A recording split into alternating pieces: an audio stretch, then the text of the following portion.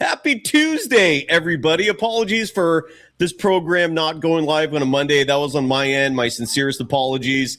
Just had to take a day off. Too much shit going on that had nothing to do with the show. But NBA 101, it's here every week. Side note, Horace Lawrence, who joins me for Power Hour, might join us today if he's available, just to give his 2 cents, sell you on Sunrun. We're not selling stuff here on the show, by the way, that we don't wholeheartedly endorse ourselves and believe in personally. I would never in a million years agree to a Sunrun sponsorship if I didn't think it was mutually beneficial and it wasn't good for you. I'm not selling shit that I have to fake. I just can't fake that's why sales, Jerry, is never going to be my thing, because I can't fake it. I got to sell shit that I believe in myself. You know what I'm saying? And I believe in Sunrun. What's up? I agree 100%. Yeah, it's otherwise you got to start being just a shyster, spinning snake oil and all that good stuff. But on the show today, I got an interesting angle for a mid-August episode. And Jerry, your Lakers, we're going to talk about them because the ownership situation is a nightmare. We're going to talk about the Clippers, technically on that 101 that is simpatico with the name of this show, the theme. Route 101, Freeway 101, Highway 101, whatever the thing is called. All these three teams are on that stretch, north to south, starts in Canada, ends in Mexico. In between, actually, you know what? I just realized the Portland Trailblazers might actually fit in this as well. We'll talk about that in a second. Because the 5 and the 101, I don't know if the 101 is along the coast in Oregon or if it's part of the 5 in Oregon. Who cares? We'll still talk NBA. Well, I think that goes into the 1 freeway, right? But the 1 and 101 sometimes kind of become like in San Diego, which means here in San Luis Obispo too, it becomes in San Luis Obispo, yes. But in San Diego, which is Jerry, I don't know if you're aware of this, it means a whale's vagina, and we don't know when the transcripts got lost in terms of San Diego and its meaning to the modern day, but. Even down there, the 101 is joined with the 1. Sometimes they merge. Sometimes they share shit. I'm gonna look that up while you talk. I'm gonna see how the map goes. And Jerry, I don't know if you're a big fan of the WNBA, but here in the Bay Area, our Golden State Valkyries clinched a playoff spot early. There's about a month to go in the season. Well, maybe a little less, but. Your Valkyries are in, and it's apropos for this show because Wardell Stephen Curry was at the game along with his buddy GP2, and they brought a potential recruit with them for the 14th roster position. It ain't the norm, but it happened. I'll explain who that player is, and we should have a fun show today, I hope. Jerry, how you doing? You good? Everything simpatico on your end before we get started. Simpatico. Yeah. What do you mean? I'm looking. Everything's copacetic for you, dude. Everything's good. Everything's kosher. So I'm looking real quick at this map of the 101. Okay. And you're right. Once it hits towards going Eureka, California, it's all pretty much coastline to Crescent City. So the Blazers, Tillamook, no. All the way to Tillamook. Famous for their cheese. I've actually been there. Tillamook. Is that Washington? Oregon. Oregon, okay. They have a factory that you can do a tour of, and then they have like a little burger restaurant in there, and you can see them cutting the cheese, literally. Was that like a I don't have a fart sound effect, otherwise I'd play that right away. But was that part of a romantic were you with a paramour? Were you up there getting your groove on? What was the reason for one of my best friends lives in Portland, so we did I know we're supposed to talk basketball, but going along that 101. So I've been on the 101 in Oregon, and we went to Tillamook, and it goes up to Astoria, Washington. Goonies, baby, the Goonies. So we checked out the Goonies, the city hall where they get arrested, the Goonies house, and then not only just the Goonies was in Astoria. There's another famous movie, Kindergarten Cop. Oh, it's not a Tuma. It's exactly. not a Tuma. Jinx. So it looks like it ends all the way up in Washington in a town called Tumwater. Forgive me if I'm pronouncing that wrong. But it does this weird hook where it goes up into Washington and it dips down. So no Portland. The 101 is about a good hour and a half west of the 101. So sorry, Trailblazers. You don't sorry, make not the sorry. cut. But the Warriors The Lakers, the Clippers. Those are the three teams on our stretch of road that we cover. Correct. And Sacramento is almost like the equivalent distance of where Sacramento and the 101 is to like where Portland is to the 101. So exactly. You guys suck. You got your own lane. Go F yourself. You're not good enough for us. We're talking Warriors. We're talking your Lakers, and the Clippers are going to slip in here because Bomber, I think, is being let off the hook for all the Accenture bullshit. I don't know what that means for Kawhi. I hope you did your research on that subject, Jerry, because I did not. So I hope as much research as everybody's clamming for, like, how did this go from like a smoking gun to like, oh, there is no gun. Right. What gun are you talking about? And how can the gun be smoking if there's no gun? It's ridiculous. I mean, we all know they circumvented, they did their thing, and maybe they created enough separation, it's like 12 steps that is like, you know what, you got to be 2-3 steps away from the situation. And maybe they created enough steps to like, hey, you know what, this is too far. And smart move on them. But you know what, man, this whole thing is shady. I mean, it went from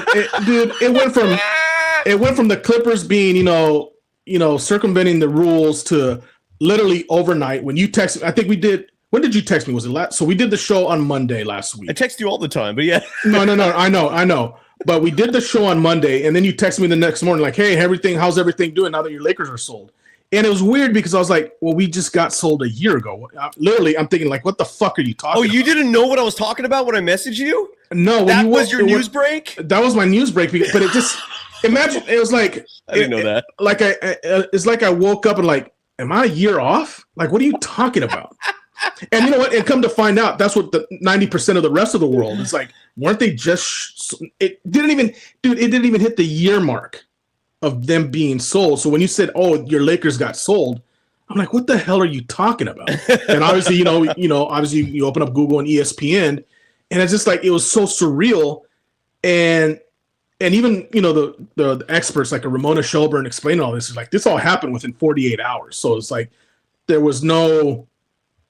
It seems to be like there was no really inside information. They've kind of figured out how it worked out, and that whole ordeal is shady. I mean, it's super shady. Are the Trumps? Well, the Trumps are somewhat involved with the Kushners. Did Mark Walter giving Trump a ring, a Dodgers ring, championship ring, kind of like, hey, let's talk, help me out. And then all of a sudden the Kushner's involved and like Lakers are sold. Like what? You're like, how do I get in on one of those pardons that you dish out here for sale? It has to be. What's the cost? What's the price tag on those pardons, man? I need one of those. I don't even know what this investigation is about, Jerry. We'll get into that and so much more. I also have a cool idea for a list, right? It's August. This is where you got to think outside the box in terms of ideas for a show. And I don't know if anyone else has ever come up with a list like this. You're a genius. What's up? You're a genius. No, I'm not. I was inspired by another show I was listening to. They were talking about this subject, but on a football level. Like, I guess someone actually is recording data that can measure which quarterbacks in the NFL affect the betting line the most. Meaning, for let's say it's week 14, and suddenly the Niners learn last minute Brock Purdy is out. So how much does Brock Purdy's absence affect the betting line, right? Like, sure. If the Niners are favored to beat Seattle by 5.5, Brock Purdy's out, suddenly does that line go Seattle -3, representing like a 7.5, 8.5 point swing, whatever that is? Like they actually record that stuff. There's actually data that you can look at to see which players impact betting lines the most. They don't keep track of that in the NBA, but I thought, what the hell? Let's make just an arbitrary list, not entirely arbitrary. This is based off my observation skills. And Jerry, you're going to play along with me and tell me if you think the rankings are on par or not. But we're going to give you your top 10 players in the NBA who affect the betting line the most. This is going to be also our way of giving FanDuel some extra love because they're one of our title sponsors. So that's on the agenda. Tracy McKindle, our Golden Days, are in the chat saying Tillamook is a cheese. So is it cheese and a town? Well, the town is called Tillamook, as far as I know. Okay. I don't know if in that we're diverting. They make all kinds of cheese. Monterey, Pepper Jack. It was good. It's fun. It seems like, I don't want to disrespect the town, but it seems like that's the highlight of the town because there was a lot of people passing through the factory. There was tons and tons of people that were there, and why not? Why not? You know, I like factory stuff. Let's see how it's made. You know, why not? Cheese is good. It's expensive though too. Everything's expensive. Everything's expensive. But I thought being at the factory there'd be like a little discount, but I was wrong. No discounts on Tillamook cheese. No, the price seemed to be normal.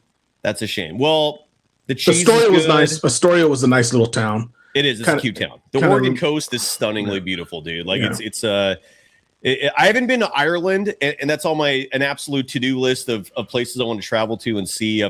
My global trotting has always been focused on non-English speaking countries, just to challenge myself. I feel like it's an opportunity to grow as an individual. But at this stage in life, I wouldn't mind checking out places like Australia, England, Ireland.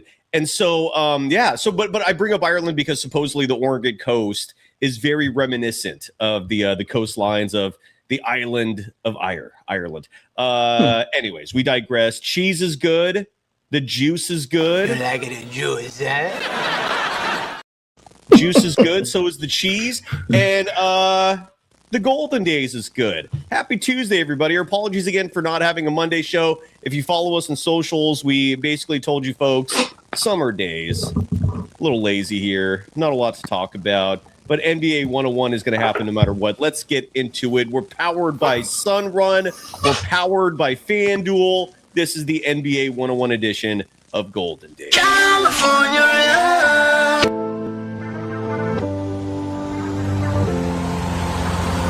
Two chicks at the same time.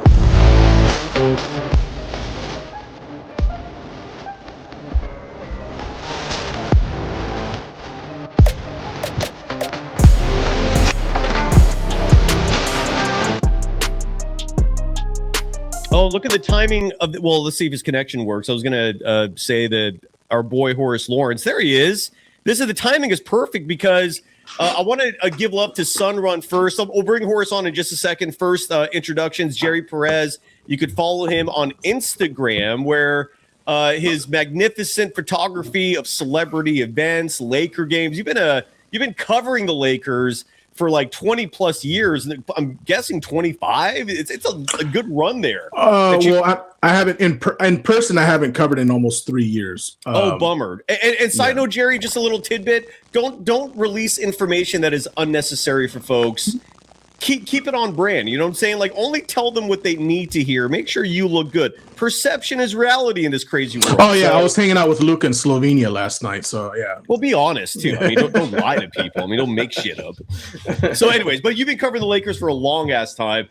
You also go to like film festivals that happen in the Central Coast. Like you hobnob. Like I see photos with like Jessica Alba, like all sorts of like famous. Actually, I don't know if you've done Alba recently, but. No, I've only seen her maybe twice, and that was last time I saw her in person was maybe like 15 years ago. Stunning. Absolutely. She does have codependency issues, unfortunately, like a lot of people in this world.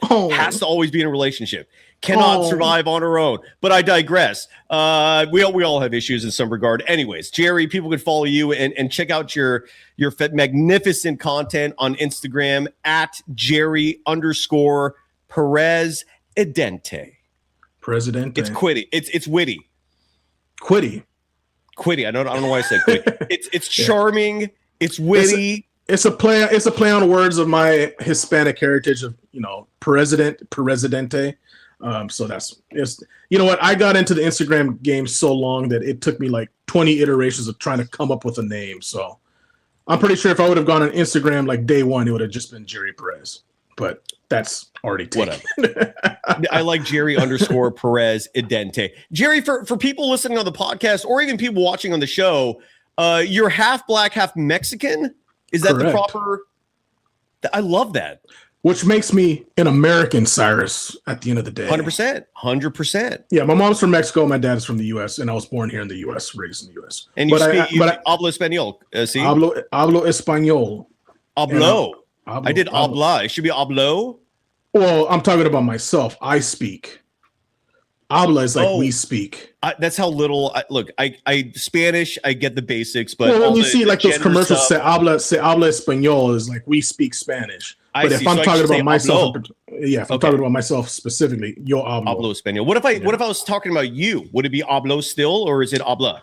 I think it would be habla. Él habla español. Yeah, he speaks Spanish. Habla español. Okay, all right. Habla. Sounds good. Jerry Perez, you join me every week. You and I go Spanish 101. Spanish 101. Exactly. And you and I go way the hell back. I see on all these other shows that the hosts just bring their buddies on, bring friends on. I'm like, why am I not doing that? So I'm so glad you're joining me each week for NBA 101. And it's you're not just on here because we go way back. It's you again. You've been covering the Lakers for 20 plus years. As I have a goddamn hair in my mouth. What is that? What is that bit from Seinfeld? The Crazy Joe, and remember that one bit that he dated Elaine for a little bit, and he was like the writer who wanted to kill Jerry. Crazy Joe. What's the clown? The guy that became the clown. Yes. Yeah. Davola? No, is it Crazy Joe Davola? Crazy Joe Davola. I think of that every time I have a hair on my tongue because he has that one. I think it was an answering machine message where he's like, Jerry, I'm gonna come get you. He goes, I have a hair on my tongue, Jerry. And I'm going to come after you just because you annoy me as much as this. Anyways. Crazy Joe Davola. We go so way back that we met when it was Kobe Bryant's second year in the league. God damn. Yeah, long time ago. Anyways, Jerry, always great to have you on the show. Shooty Smokehouse in the chat. Give us some love to our show open, saying that was a badass opener. And the part where the guy says, 2 chicks at the same time, man. That's all you. That's a Jerry Perez production. Some creative notes applied to our open shoot. He's also, who that guy is, right? Diedrich Bader. You know what his other famous. He's been in all sorts of shit. Everything. Yeah, he's also Rex Kwon Do from Napoleon Dynamite. Very great call. Yes. Yeah. Grab my arm, my other arm. Yeah, it's great. And Shooty Smokehouse, a future sponsor of the program. I can't wait for his barbecue to launch. You love barbecue, right, Jerry? I love barbecue. Good ribs. Yeah, hell yeah. Beef ribs. I'm a much more a beef rib guy than a pork rib guy. I'm more of a pork rib. If you can get some good pork ribs, I'm a beef rib. Yeah. If the meat on a beef rib just falls off the bone, like I'm sure you can make me do anything at that point. I want to know if is it Shooty? Yeah. Can you put him back up? I want to give him some love. I wonder if he's ever made dino. Have you ever had a dino rib? I don't even know what that is. So no.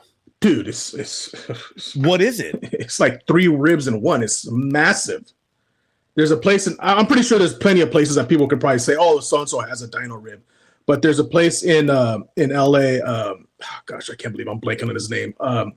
Anyways, he has a dino rib, and it's just like literally 1 rib feeds easily 2 people, and you'll probably still be stuffed.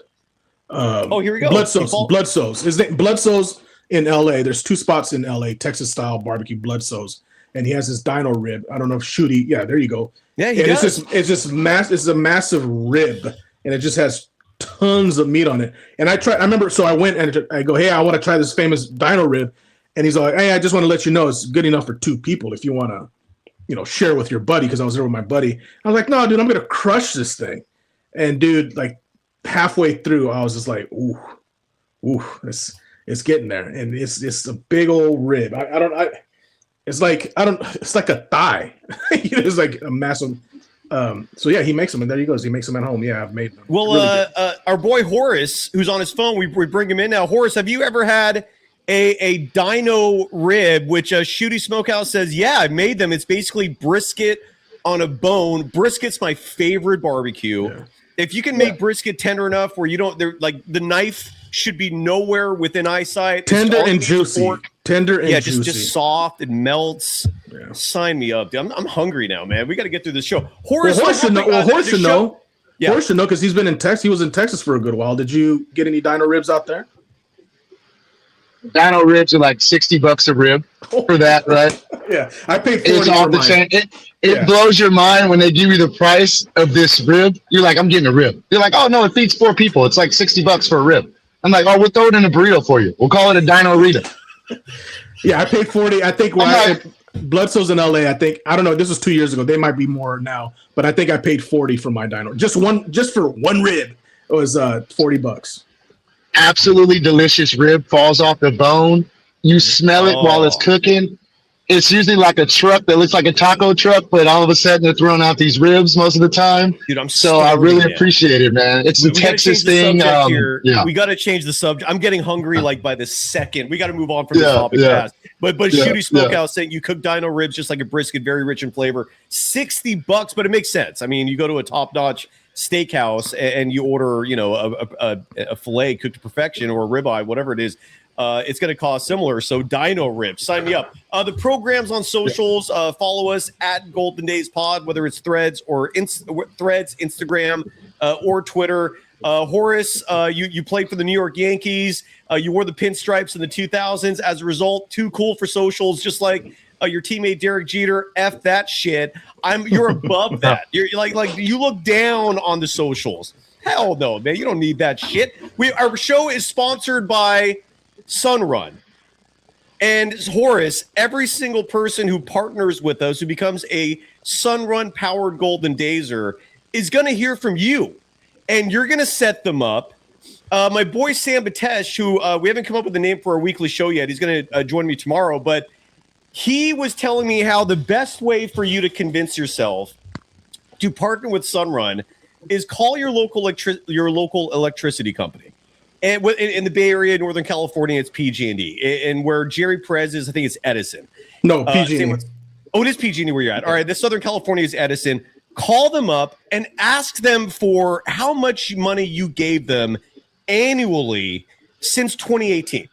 Or you can say 2019, whatever. Just go back 7-8 years and ask your electric utility company on a year-by-year basis, tell me how much money I've given you. And this exercise, Horace, will show you how much your bills have increased and how much money you're giving them with increases year by year. And the fact that if you switch to Sunrun, that number is going to plummet. That number is never going to go up again. And there's no upfront cost. Plus, we got a promo running right now where you get $500 in your pocket, $1,000 if you refer someone, because that person also gets $500 with Sunrun. Horace, take it away. I hope I did a good job there setting you up. Beautiful. It was like a soliloquy. It was amazing. Right? It's really self-explanatory. It's beyond that, man. You get the $500, right? You get $500 for referring. You also get like $500 to $600 just for doing auto pay. That's another one no one even talks about. Right? We just want you guys. Most people do auto pay because it's way cheaper than what they're paying already. Right? So if you can carve out the money for your electric bill, just remember, you're not paying for both. You're only paying for one. It's a swap. You're swapping one big bill out for a lesser bill and getting blackout protection and being able to charge a vehicle and having way more power than you need. You got to understand we're doing this for the environment also. We're doing this to save money. We're doing this to make sure you never have a blackout. We're doing this, for all the reasons up above, man, right? So just understand all we do is mow through houses all day, right? I was on the phone with Sam, and Sam Boney is the man, right? Sammy is the dude. I was on the phone with him. We talked to his electric company. You wouldn't believe what this guy was saying on the phone. The guy that worked for the electric company was like, oh, man, dude, your stuff, everybody's stuff is just spiking like crazy. Why? Well, the data centers are sucking up all the water and all the power, right? So if you suck up all the water, all the dams are low. All the hydropower is low. That means the electric company has to charge you more for oil-based power because they don't have the other power to subsidize it. So this is crazy what's going on right now, and they just need you to get off the power line so you can power your own self. And remember, you're swapping one bill out for another. So you have maybe a $9 to $12 power line fee with your current electric company because you're only using the power lines. And then you get a home power plant given to you, delivered and installed. And that power plant is going to keep you off the grid. So when everybody's having a blackout, they're all dark. The whole block's dark. And you're sitting there watching the game, baby. Not you. That's not you. And look at Hawaii right now. All the Sunrun people are just dancing and celebrating. Hawaii is blacked out everywhere. And you have all these Sunrun people with their feet up taking pictures watching the game. So don't sleep on it. Don't wait for something to happen to you. Don't let grandma's pacemaker cut off. I love Horace. You're basically telling people you could be the a-hole in your neighborhood, enjoying life as everyone else is miserable with a blackout. You can be that guy. And this is one of those rare instances where be that a-hole. Because you're all you're doing is just reminding people I was the smart one in the room who moved on from Sunrun. All of you fools could also do it. I don't know why you're not doing it. It costs nothing up front, and the money you do spend is just your monthly bill, which is going to be less than what you're spending now anyways. Logically, it makes no sense to not partner with Sunrun. It's insane. Side note, our hearts and sympathies go to Hawaii for the flooding going on there. They experienced a hurricane recently, but you could have protected yourself with Sunrun if you're affected by that. Yes. Right now in the state of Utah, there's a data center being built right now that's going to consume more power than the entire state of Utah. Right. The data center is coming, and it's going to use more power than all the residents combined in Utah right now. So that's why Utah is going through it. Absolutely. And folks, if you're thinking to yourself, this must be a catch. Here's why it's not a catch. And I'm starting to sound myopic saying this, but the world right now is engaged in an AI war. I'm not being hyperbolic. More money is being spent for this AR war than they spent on the Oppenheimer project to be the first country to develop a nuke. This is a true story, and it's a huge reason, among many things, but there's a lot of variables that go into this, but a huge reason we're in this economic recession right now is because all these trillion-dollar companies, instead of investing, having the money go out there for other businesses, new ventures, it's going to AI. And it's stalled everything. It's screwing everything up in the process as well. But the government is aware of how much water these goddamn data centers need, and so they're literally subsidizing you to partner with Sunrun. That's why it's so cheap. Do it now. Right. This ain't going to last forever. Guys, it's not. And listen to this. Listen to this. In the next 5 to 7 years, we have to develop 40% more power here in this country. Oof. Just to be able to get this thing off the ground, right? Oof. And this is like the evolution of technology. Remember we had 2G, and everyone was juiced to be able to do all that stuff on 2G. Yeah. And then 3G came out, and 4G, 5G, and then 6G is going to come out. People don't realize all they're doing is just putting more satellites in more empty space, higher in space, which we have micro satellites, which is why Tesla with Starlink won everything, because we commercialize space. So once we're able to go out there freely into space, Elon started charging everyone to place satellites all around the world, all around space. Hence Space Force. But my thing is, every time we open up a new G, it's just putting micro satellites higher in space where there's less traffic. So it makes it go faster. What's happening now is we can't stop. People are picketing saying, we don't want the data centers. The governors are vetoing it. It's coming because that's the evolution of technology that companies need to save money and have flying cars and have Jetsons, right? And we won't have Jetsons unless this happens.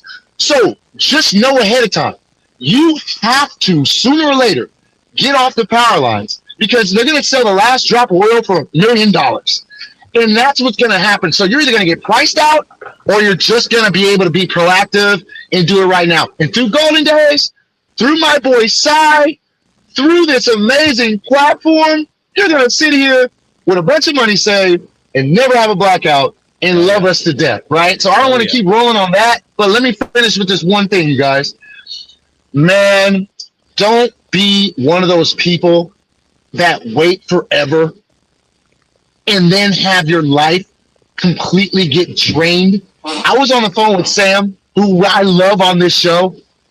Man, when he found out how much he's been paying since 2018, and then once you see exactly how much you're going to be paying over the next 25 years with the rate increases you're getting now, you're going to be paying way less with this. So don't wait. Get on, scan the QR code. Once you scan that QR code and enter your information, the process is you email PowerGenie@sunrun.com your electric usage with your name in the subject. But first you scan this link here. That's the first step. Once you scan that link, right there. Once you scan that link, then you have to send me that electric bill. And I'm doing it myself. You have the trainer, you have the boss, you have one of the guys that's the most educated and old guy in this community, in this whole thing.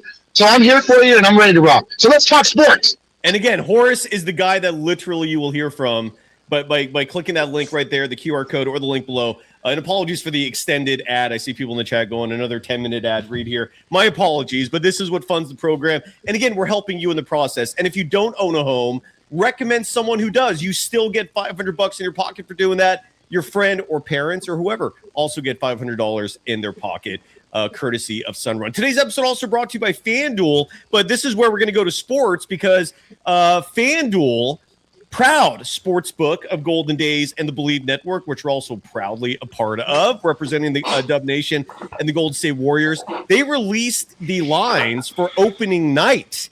And the Golden State Warriors are going to be at the LA Lakers, Jerry. I'm going to ask both of you to guess the line. I'll start with you, Jerry Perez.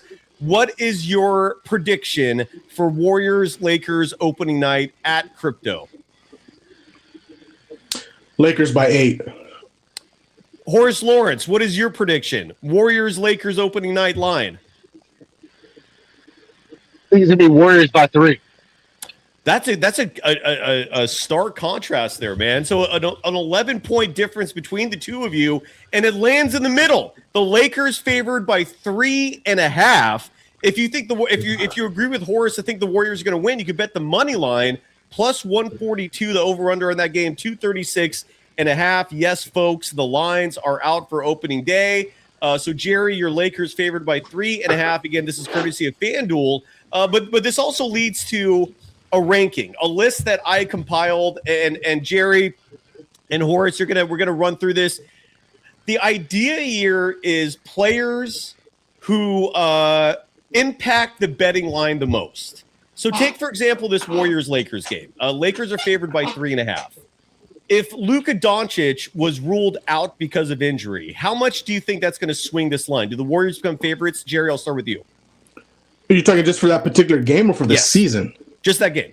Oh, if Luka's out, it's the game, Lakers lose by 16. So you think it's a 19-point swing with Luka being there versus not? Well, because the reason why I say that, and maybe I'm being a little drastic, is obviously Austin Reeves is the Robin, right? It's going to be the Robin of the team. Yes. Who's number 3? Who's the 6th man? I don't know my roster that well, to be honest with you. It's your team. You're supposed to know the roster well. What are you doing, dude? Yeah, but I mean, we lost Rui Hachimura, obviously LeBron James. But you replaced them. Not with. I know. I'm aware of that, but not the same. We replaced LeBron James with who? Jake LaRavia. Okay. Yeah, Jake LaRavia. You got Quentin Grimes. Okay. You got Walker Kessler. Okay. Who else? I don't know. It's your team. Why exactly. am I answering this? You're mentioning good names, but they're not gonna. I mean, I'd give game if no. Come on, dude. You don't have Luka. Come on, it's over. Game is over. All right. So 16-point swing is what you predict. That's the whole premise. That's the whole premise of this ranking. Is what are the 10 top line movers in the NBA?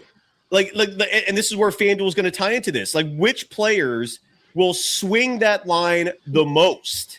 And unfortunately, there is no stat out there which actually is recording this. Otherwise, I'd compare our personal rankings to what the actual numbers say. So we're just going off, our eye test. And I pulled up some other numbers, too, that I thought were maybe comparable. Like I have win share totals. What did you think before there? And then ESPN has their own weird little ranking. I think this goes back to John Hollinger's days there when he made up these formulas to try and justify his job.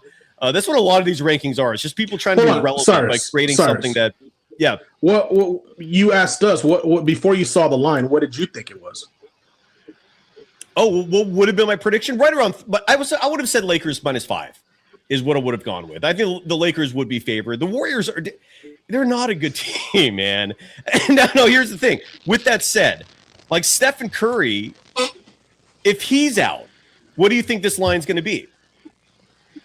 It's major. I mean, once again, that's your Superman. I mean, I'll shift it to Horace. Horace, Lakers -3.5. If Stephen Curry's ruled out, let's say a day before the game, the knee's acting up, tendinitis.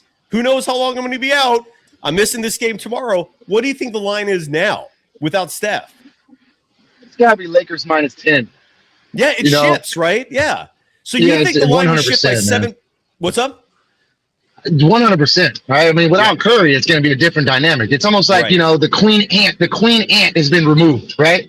So it's like, where do we go? Everyone's like scattered all over the place. You ever see ants going in a line, and then you pour some water there, and they're like, ah.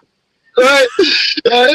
That's what our roster's like when he's not in the game, because we're so heavily depending on Curry and his rotations and his movement, and everyone feeds off of it. Everyone's like with a deer in headlights if he's not in the game. That's why we needed Jimmy Butler to control the game when he was, when Draymond would go on the bench. That's why Draymond's so valuable. He's like controlling the game and making sure everything's kind of glued together somewhat, right? Absolutely. Where is Jimmy right now as far as health? He's only halfway through, right? There's no timetable. There can't really be a timetable because every single person recovers at a different rate. The approximate timetable is 1 year. He tore the ACL in January of last year. So what the team keeps bringing up in terms of an arbitrary estimate of a date, they say January, but who the hell really knows? It could be February, it could be March. Maybe he's an insanely quick healer and comes back in December. Who the hell knows? So, I have a comment to say about that. Please. Can you guys hear me good here? Can you guys hear me pretty good? I have a feeling. This is just a hunch. I wanted to bring this up on the last show that we had. Please. This is a quick hunch. When Jimmy was in Miami, the issues he had with injuries there, the problems he had getting back on the court, they were upset because he wasn't coming back fast enough, right?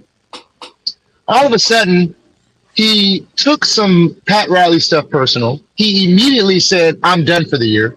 As an athlete, when you're that quick to stay off the shelf, there was an injury that didn't heal properly. I'm figuring this. That's why he didn't return back fast enough. That's why there was frustration. Anytime an organization's frustrated without someone returning fast enough, the trainers are seeing some progression, but it's a mental thing with the athlete where they don't feel like internally themselves they'll be able to do it. That's why you stay out a lot longer. But when something quickly happens, you jump really quick to say, hey, I'm shutting it down, and make it seem like there's something someone did or said. I think he wasn't ready to come back. I think he took the whole offseason, and when he got with the Warriors, do you remember how ginger he was? He was acting like he was deferring on purpose.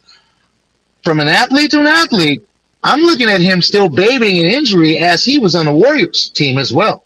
And he slowly got into that without anyone really knowing. And then, boom, you see what happened when he got put in that stressful situation and he got injured. So I'm thinking this is something that's going to be part of Jimmy Butler from the future now. His age, I understand. But me being my age, I heal fast from injuries. Mm-hmm. So it's not like he wouldn't be able to heal fast. I mean, they do say Michael Jordan is his dad, right? Which is like a funny thing that they like to say, right? But my thing is, I have a feeling that us trading Jimmy, right, for that package with Tyler Hero and all these other guys that they were talking about, right, is something we can also discuss here on the show. I think that'd be a great move just based on that. Well, look at Kevin Durant. The Kevin Warriors Durant was trade the same Jimmy situation. Butler to Milwaukee for Tyler Hero.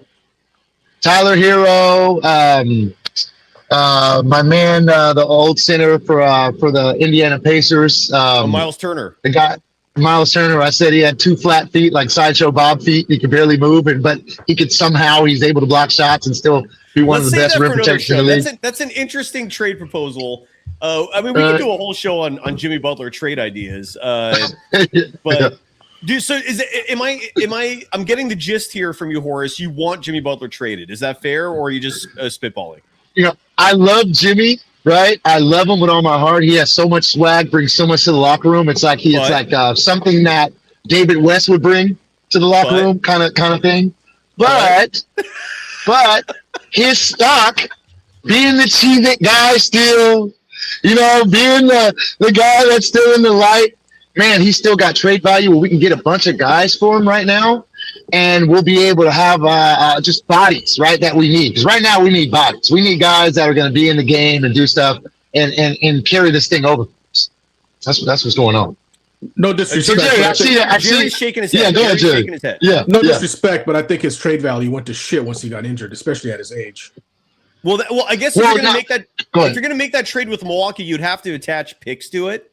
And then it begs the question, like, how many picks is a Tyler Hero and Miles Turner worth? I'd say no more than 1.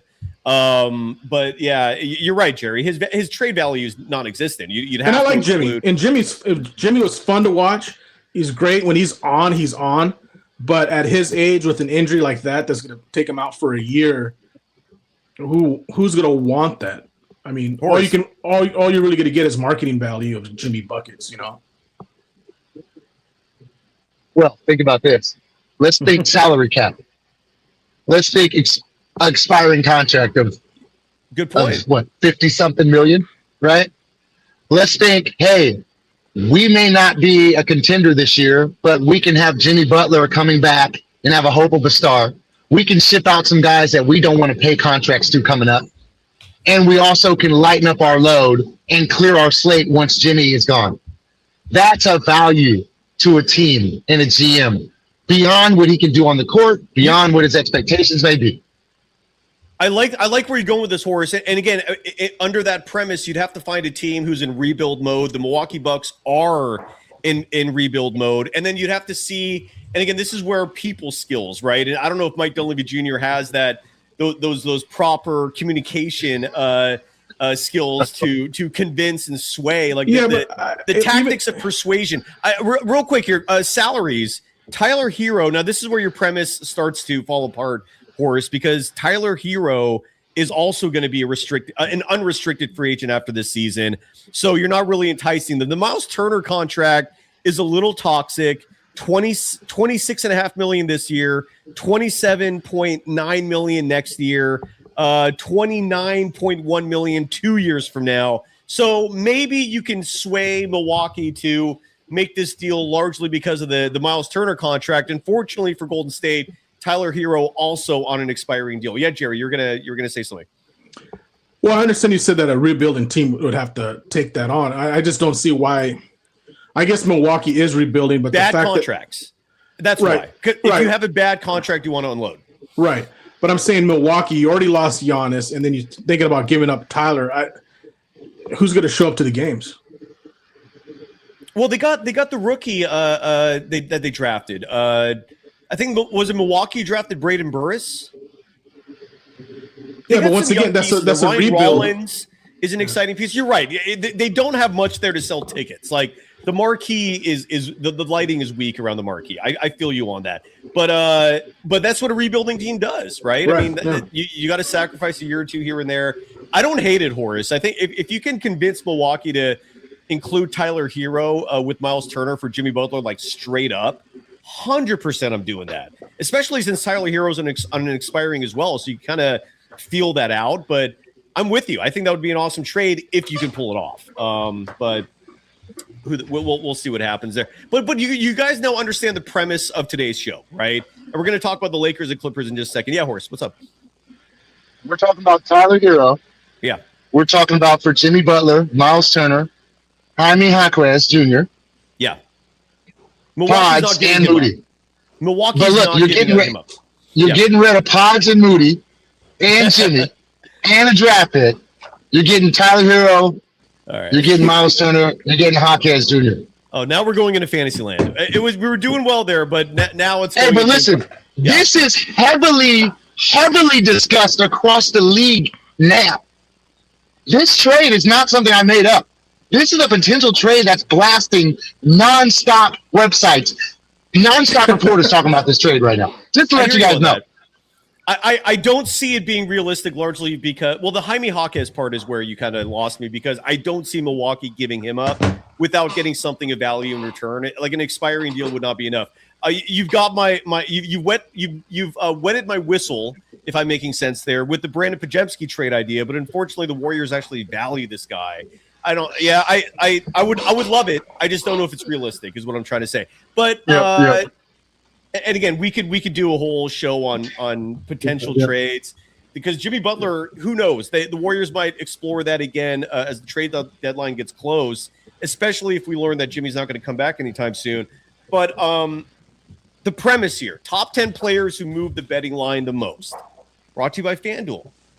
So are you gentlemen ready for the top 10 movers and shakers, the top 10 gentlemen who move the line the most? Let's do it, Si. Give me the good stuff. Give it to me. Jerry doesn't look that excited about this. Oh, come on, man. No, I'm excited. What's up? I'm excited. I'm just Okay, waiting. you are. Okay, good. You got Charles Barkley sleeping. Come on, man. All right, so I'm gonna do, folks. You better get ready for that drop to be used a lot, man. That is one of my favorite drops already. All right, so number 10. I'm gonna go 10 through 1. These are the 10 players who would affect the betting line the most. I'm gonna reveal a few names right off the bat who are not on this list. And if you're curious to know why are they not on the list, it's because they are on teams who are surrounded by talent. Meaning LeBron James, for example. If LeBron James is out. Oh, no, you still have Jaylen Brown. You still have Tyrese Maxey. You still have VJ Edgecombe. You still have Joel Embiid. The line will barely shift, okay? Another player who's not on this list, Jalen Brunson, one of the best players in the NBA. But that Knicks team is pretty damn good without him. They're not a champion without him, but the line does not move nearly as much as these 10 players, okay? So Kawhi Leonard is not on this list because Toronto has Scotty Barnes, right? They've been doing fine without him already. I hope the premise is a little more clear here in terms of this top 10 breakdown, all right? We start with number 10. And, actually, before I go to the list, I want to really quickly share with you some added context here, and I'll share my screen for this. Because, again, no one is actually recording this data, which made it all the more interesting to me that the only way you can make this list is by your own research and or analysis. ESPN, this is from the last season. These are their ESPN ratings. This is their own subjective rating. They calculate points, shooting percentages, defense, all sorts of shit to come up with this random number. Nikola Jokic was number 1. He got a 60.8. I won't read the numbers. I'll just go through it 1 through 10. It's Nikola Jokic, Luka Doncic, Shai Gilgeous-Alexander, Giannis Antetokounmpo, Victor Wembanyama, Tyrese Maxey, Jalen Johnson. He was the player that I struggled with the most. He did not make the top 10. Maybe he should have. Cade Cunningham, Kawhi Leonard, Jaylen Brown. And I mentioned already Kawhi and Jalen are not there. So that's what ESPN's rankings are. Another stat which may be have some correlation to the topic we're talking about today is win shares, right? That's another a subjective stat calculated because of a formula that somebody just made up. And last year, win shares per 48 minutes, Shai Gilgeous-Alexander was number 1, followed by Nikola Jokic, Jalen Duren, that's an interesting one, Victor Wembanyama, Neemias Queta, which goes to show win shares.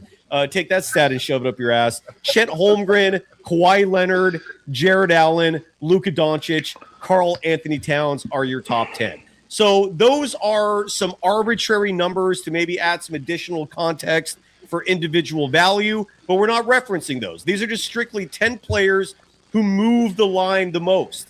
This is for you bettors out there. This is for the folks who bet on NBA action, and if you see this guy suddenly injured, be wary. Take another look at that line very closely. So without further ado, is the premise clear, gentlemen? Jerry, do you understand what this is about? Yes, let's get to number 10. Come on, let's go. You've been Horace, teasing do this. you understand what this You've been list is teasing us about? for 48 minutes. Let's go. 100%. We start with number 10.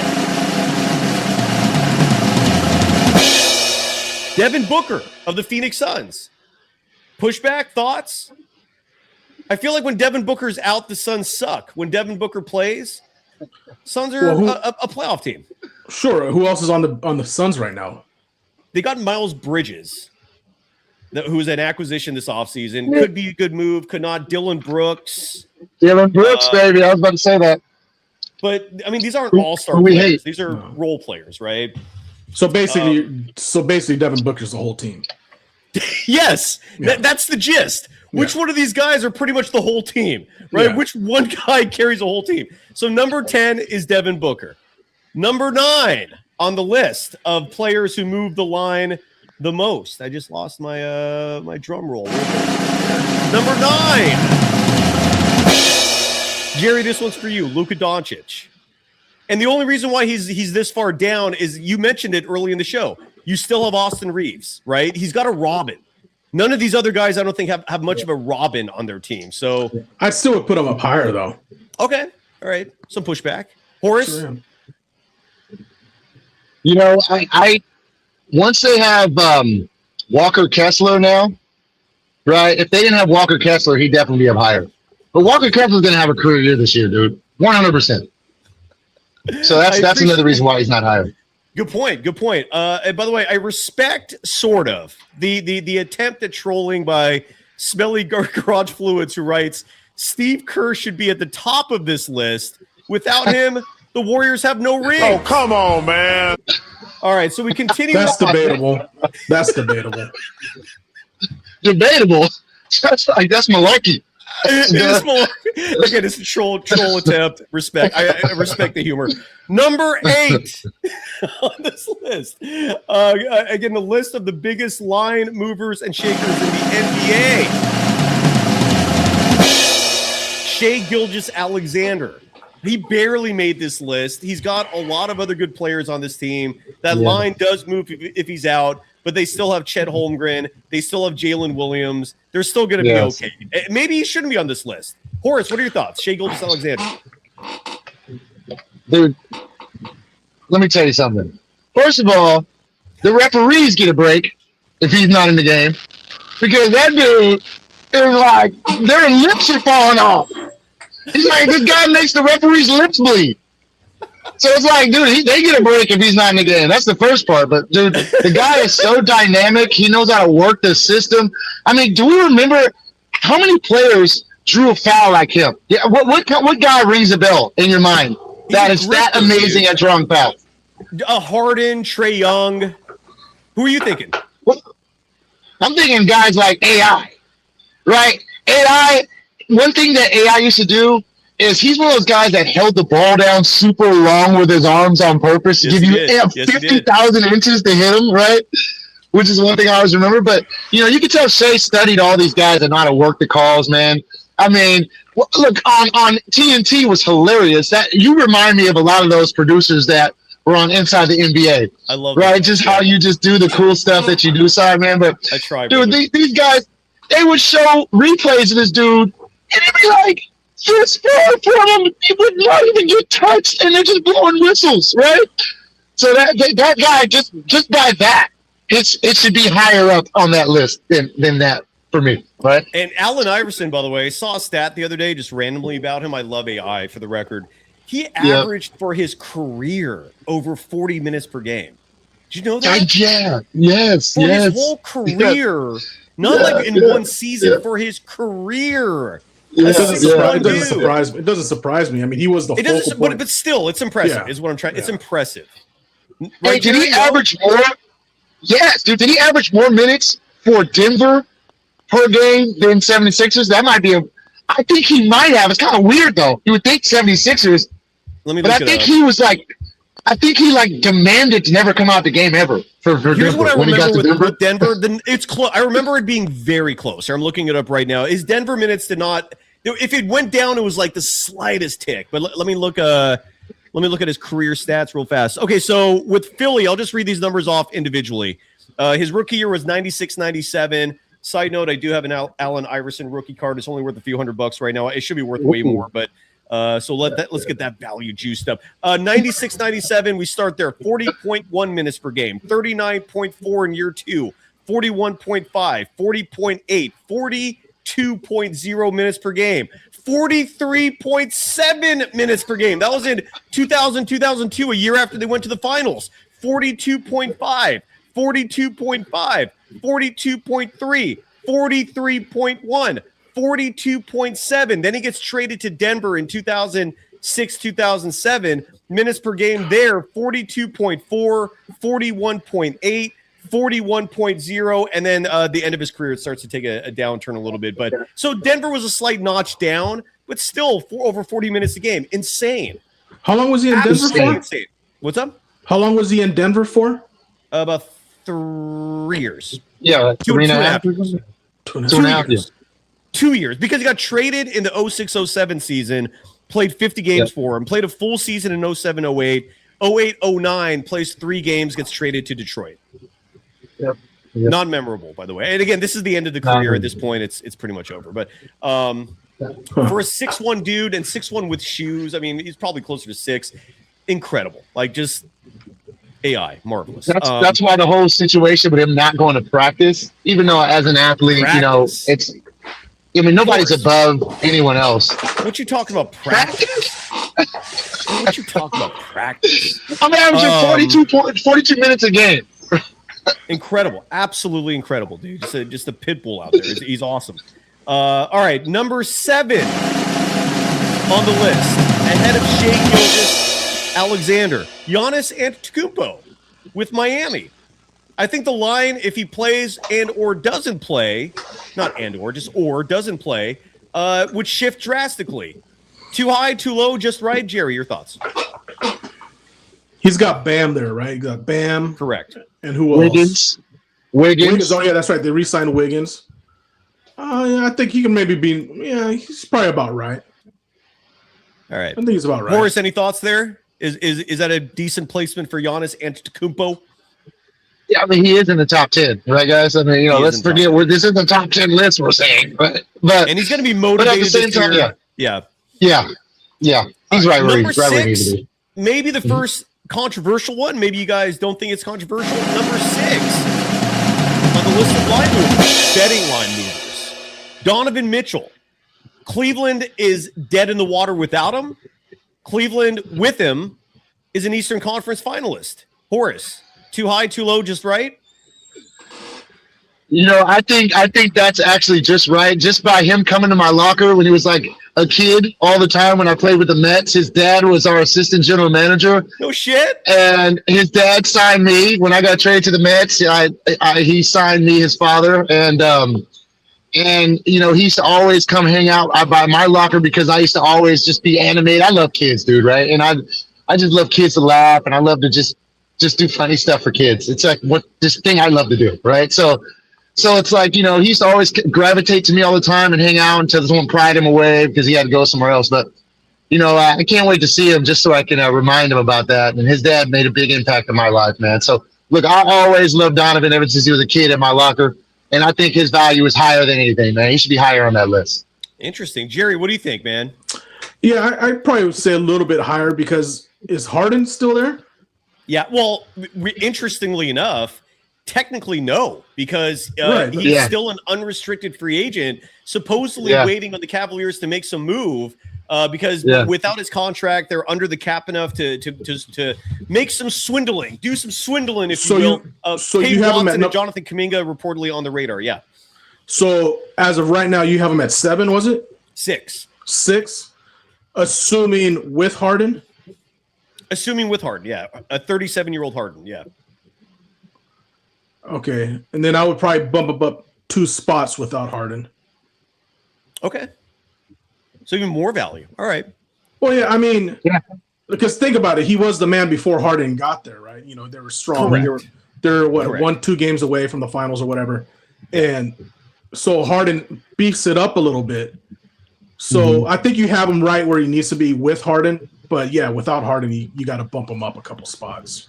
I like our boy Chardal. Chardal, we're not going to have time today to bring you on as a closer. Forgive me, but just the time limit. But you're adding that the Warriors should sign James Harden. They can only offer him the veteran minimum, Chardal. I respect the thought, though, but no chance in hell of that happening. It would be interesting. I feel like James Harden is exactly who Steph needs, a ball handler who has the physique of a shooting guard to play alongside, but then again, the defense would be atrocious. It would be fun. Steph would go off. Those numbers would be insane. Well, I think it's kind of proven now that Harden is not the man, nor has he ever been. Easily. I would just be thinking from like a numbers, just entertainment aspect. You're not winning a title with James Harden as your 2 guard, but it would be fun. It would be fun. Yeah, I think when he was really killing it, I think he took some serious performance enhancing stuff that he had going on when he was out there. Allegedly. Really? I mean, just being a pro athlete and watching the difference in the head, the body, the face, and everything with all my teammates. Your head doesn't blow up like that. Does hat size grow like Barry Bonds? You go from thank you. He went from an M&M to a milk dud. Just like that, dude. Right? And when that happens, then you automatically know there's like something going on with that. And look, he was absolutely impenetrable. It's like he had an Iron Man suit on those couple of years, right? His fast twitch muscles was like Bo Jackson with a basketball. It was like, and then all of a sudden, he just started dying down. Then he had some injuries, and which usually happens because the muscle tone is just too much for the frame. So he got fat. Remember, he got fat in the offseason a couple years ago and showed up super fat. And that's just when the testosterone. That's a high level of testosterone in the body. It increases a load of estrogen, and that's part of it, right? And that's why a lot of guys that are on performance enhancing stuff end up getting man boobs. It's just because of the actual estrogen growing.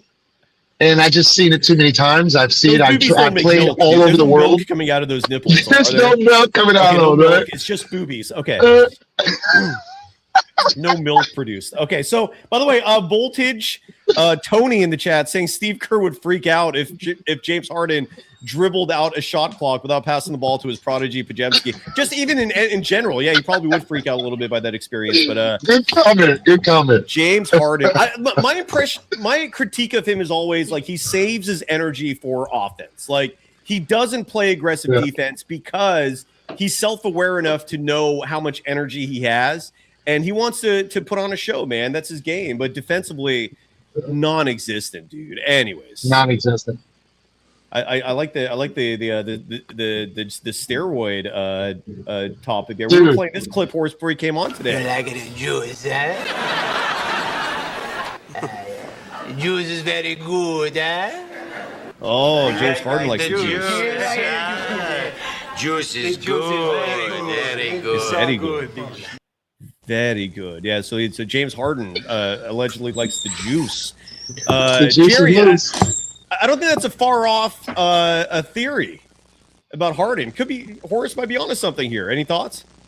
The testosterone, the supplements, the gear, the juice, increased hat size, I guess I was oblivious to all that. The beard, the hairiness, right? It was covering up the face. It's covering up the actual blown up. It's covering it. LeBron. Everyone has the giant beard when this happens.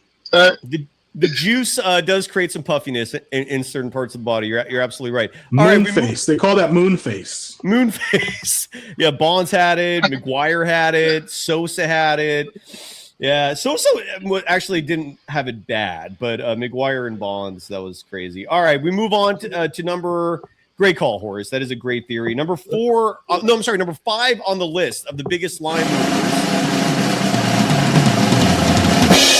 And this one might be this is an interesting one. Denny Avdia of the Portland Trailblazers. Denny had a breakout season this past year, all-star. And I look at the Portland Trailblazers with and without him, night and day.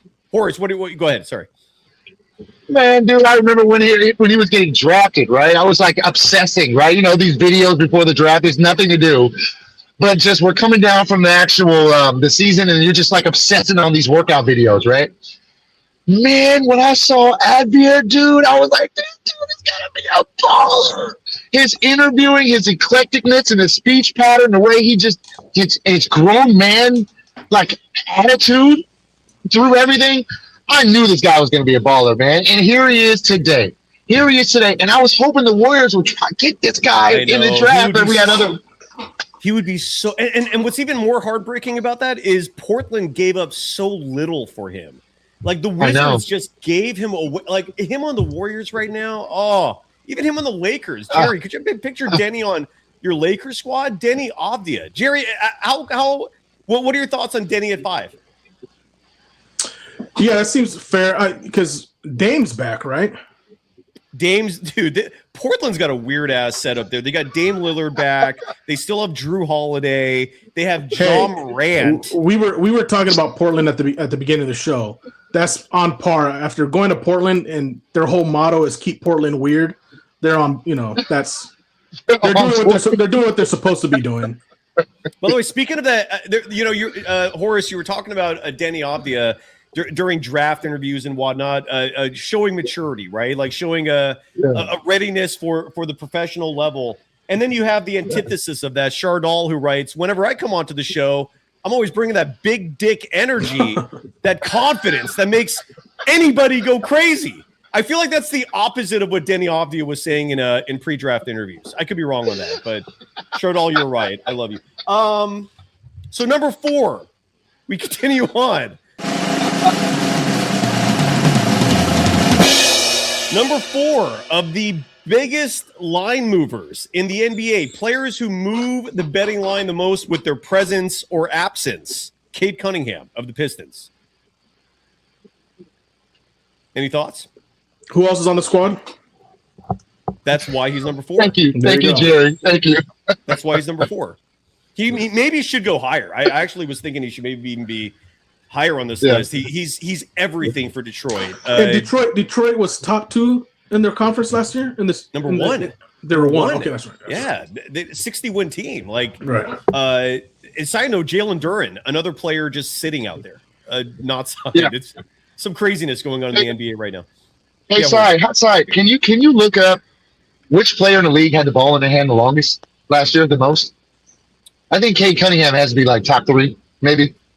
So a lot of people think that stat is usage rate. It's actually not. I'll have to look that up. It's one of those Phil Jackson stats stashed in the closet somewhere. Stats like highest ball handler usage. Maybe Jerry can find it if he's looking it up. But why you bring that up? Because you think Cade Cunningham would be number 1? Yeah, he's always had the ball in his hand. Yeah, right. It's like, he's doing something. He's either like, setting up someone, he's screening, he's shooting, he's driving, he's kicking out, like whatever it is. It starts with him, ends with him. Right. So when you have usage like that, man, I mean, you should be high on that list. Yeah, agreed. All right, number 3 on the list of biggest linebackers. Victor Wembanyama. And truth is, if this team did not have De'Aaron Fox coming back, they didn't have Dylan Harper. The Tobias Harris signing I thought was actually an awesome signing for them. Borderline exactly what they need. I would have Victor higher, but because he has a pretty solid supporting cast, and I know I did not name a few names there who are also on his team. But 3, I think, is appropriate. I could be wrong on that. Jerry, I'll start with you if you have any thoughts, or maybe your focus on researching ball handlers. I don't. Yeah. So forgive me if I'm inaccurate on this. So based on this is according to Google, top ball dominant players: Luka Doncic with 9.1, James Harden 8.6, Jalen Brunson 8.5, Trae Young 7.9. And a tie with Dame Lillard and John Morant with 7.6.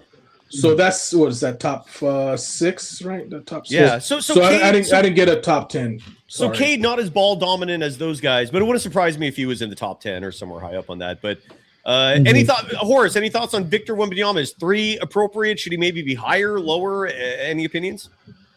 I think as far as he keeps going in his career, he's going to be up to number 1 just based on his like improvement. And it's just going to be just like the man period, like Wilt Chamberlain of today. Right. But just knowing San Antonio, like the back of my hand, it is such a city that's almost like Oklahoma City. It's almost nothing to do at night. It's just completely boring at night. I used to travel like 50, 60 games a year when I was working in NBA entertainment. And I used to just go all around the league, and I had one job to do, and it was quality control for entertainment. And I would go out sometimes, and some cities, exactly why these teams are playing well. There's like no distraction, right? But like when you go to like Miami, right, they have an advantage, right? Just like Utah does with the air. So it's like you go there, you get hammered in Miami. You can tell the Warriors suck half the time they play in Miami. Every year, they're slow. They have no energy because just like you said, you're right. And when Vegas has a team, we're probably going to see that as well. Like when teams go to Vegas, that's going to be a home court advantage. Is just the environment, the culture. But you're right about San Antonio, man. There ain't shit to do there. It's a dead scene. I know people love bringing up Sacramento. Salt Lake City is like Memphis has become the most popular place to list for places that players don't like to travel to. And with Memphis's case, it's the hotels. Milwaukee's another city that's been brought up as just a team that players just are not really thrilled about. Well, I just came up on I just learned about the whole Memphis thing. It's far from everything, right? It's not the distance, it's the hotels. It's Memphis does not have luxury hotels that suit the standards of NBA players. If you want to call the players divas, fair. Sure. But that's the reason. Right, but it's also, I think they're far from everything too, right? No, the hotel's right downtown. Oh, it is. You can actually walk to. Yeah, I think it's all on Beale Street. It's literally the hotel itself. Like there are horror stories. There are stories of players like Draymond Green said this on his podcast one time. And granted, this was nearly 10 years ago, but it embodies what the general issue is. Andrew Bogut woke up in the middle of the night with the sprinklers on. Like the fire system, the sprinkler system to put out fires in the hotel just went off in the middle of the night in his room, drenched everything, and so he didn't sleep the whole night. It's those kinds of things that apparently, and the hotel itself is not necessarily like the fancy and the violence. I don't think that helps either, Jerry. Thank you, Jerry. That's what I can say. It's the ghetto. That's just being honest, okay? Right? But another, just going to Memphis, just for NBA for years as well, right? You know, one thing you have to understand about Memphis, and also Sunrun, we take care of so many homes in Tennessee, right? And so if anyone's from Tennessee, scan that QR code. You know, we have one issue that we do have in Tennessee is because of the weather, you have a lot of bad roofs. Right? The infrastructure is damaged based on it just being weather, right? And that's happening to the hotels as well. Okay? So, you know, just give you an example on why this happens. I mean, a lot of the homes I take care of in Memphis, we have to fix their roof first before we install, right? We're delivering a home power plant to your house. We fix the roof for you, and we factor in the monthly payments. And a lot of times out there in Tennessee, we have to show up the day before and give them a new roof before we do that. And that just lets you know what they're dealing with when they go to the amenities and hotels, right? And the infrastructure of Memphis, it's far more blue collar, middle class, which again does not necessarily jive with NBA players who expect luxury. Memphis is a weird place. Like I've been there. I've shared this story before. Got food poisoning there, like the serious. Went to the ER type shit, and it couldn't stop puking, and it was getting dehydrated. And the experience was because I went to the same restaurant that Draymond Green once hyped up. The infamous story goes, following Game 3 of the Western Conference Finals in 2015, before the Warriors won their first championship, they were down 2-1 in that series. And the team goes out after Game 3. They lose. They're down 2-1. They're on Beale Street, and they go to this joint where they're having barbecue. And the way the story goes, Draymond Green told Stephen Curry, "Dude, we got this. We're fine." And that's where Draymond Green's lore of being like the spiritual leader of the team, the vocal leader, started to really emerge. Like confidence was not shaken despite them being down 2-1. And this speech was given at this restaurant. So I'm in Memphis, Tennessee, and I'm thinking, God damn, I might as well, experience this place. I eat some pork ribs. Last time I ever had pork ribs, Jerry, we talked about that. I also had this beef stew, and it didn't like the beef stew tasted a little weird, a little off. The ribs seemed to be fine, but yeah, man. A few hours later, I'm in Vicksburg, Mississippi, going. I'm staying here for the night. I'm pulling over. I get a hotel. And it all starts, dude, and I'm just puking everything. And I couldn't stop puking. So that's my. But Memphis is a chill town. But I'm guessing a huge part of the problem with players is you're right. It's far more like down to earth. It's got some I don't know if ghetto-ness is the right word to put it, but it's got some sketchy areas for sure. And Memphis is a city. I don't know if people are aware of this. It's right at the fulcrum of Tennessee, Arkansas, and Mississippi. I think part of the city is actually has Mississippi crossing into it. So you don't really equate Mississippi with luxury, with the type of environment players like in terms of, fine dining, luxury hotels. Memphis. Anything you want to add? Yeah, Memphis, a big portion of it at night. Yeah, you stay away. Yeah, you avoid. Let's be honest, right? I've been there multiple times for sports, for business, for NBA. I have homies out there. I have ex-teammates that live out there. I visited. They tell you, don't go here, don't go here, don't drive here, don't do this, don't go this way. Now, this is the reason why LeBron only would go to New York. Big cities like that, right? Yeah. Memphis is big, but understand how Memphis is. You could just be a unicorn walking in Memphis. Like, you stand out if you are a mega celebrity in a city like that. cities like Oklahoma City, guys don't want to go out here. You stand out like a sore thumb. You cannot blend. You're just asking for someone to act like you're this, pick a fight, put you in some situation. So guys like LeBron, guys that are superstars, guys like that, they need to have low key in cities like that, and they're forced to go to these cities and play. So the last thing they want to do is go out, right? So a city like Memphis will make your team, or San Antonio, back to what we were saying, a city like San Antonio will make a team better based on the focus that they have, which is why Wembanyama is not one right now. It's literally the focus that you have playing in San Antonio uplifts the team, and that's why he's not number one. Number 2 on the list. We're almost there. Victor Wembanyama is number 3. Number 2, and the top 2 may or may not be obvious. Jerry, can you predict who number 2 is going to be? Oh, gosh. Man. Dead air is not good. Come on, man. I want to say LeBron. Oh, come on, man. LeBron. I already said LeBron's not even in the list. Oh, okay. I'm sorry. Horace, any guesses for Tatum, you? Jason Jerry's Tatum. time has run out. I'm going to say Horace, Jason any Tatum. guesses from you? Jason Tatum. No, not Jason Tatum. Horace, any guesses from you for who are in the top 2? I think the number 1 on that list, I have a good feeling. Well, I thought it was going to be Wembanyama was going to be number 1. So that completely threw me off. All right. When you said he was number 3, right? Just to let you know, right? I thought Shea would be number 2 based on who cares is Shea. But, that's a tough one, man. I want to hear it. I want to hear it right now. That's a tough one. Yeah, shoot it to me. Number 2. Little surprise neither of you know this gentleman. Nikola Jokic of your Denver Nuggets. Who else is on that team? When Jokic plays, the Nuggets are likely favored. When Jokic doesn't play, you got to rely on Aaron Gordon's hammies. You got to rely on Jamal. What's the point guard's name? Murray. Jamal Murray. Brain farting. The old age is starting to get to me. Jamal Murray, but I think Jokic. No defense. He has no defense. Jamal Murray. Jerry's like in deep thought. Like, what are you thinking about there, bud? What's going on? Well, the fact that it was blatant. Yeah, of course, Nikola is the straw that stirs the drink. So now I'm hyper thinking of what number 1 is. That's why. It's like it was so. Of course, Nikola Jokic. Now it's got me stuck. Like, who's number 1? That's why I was. Oh, number 1 is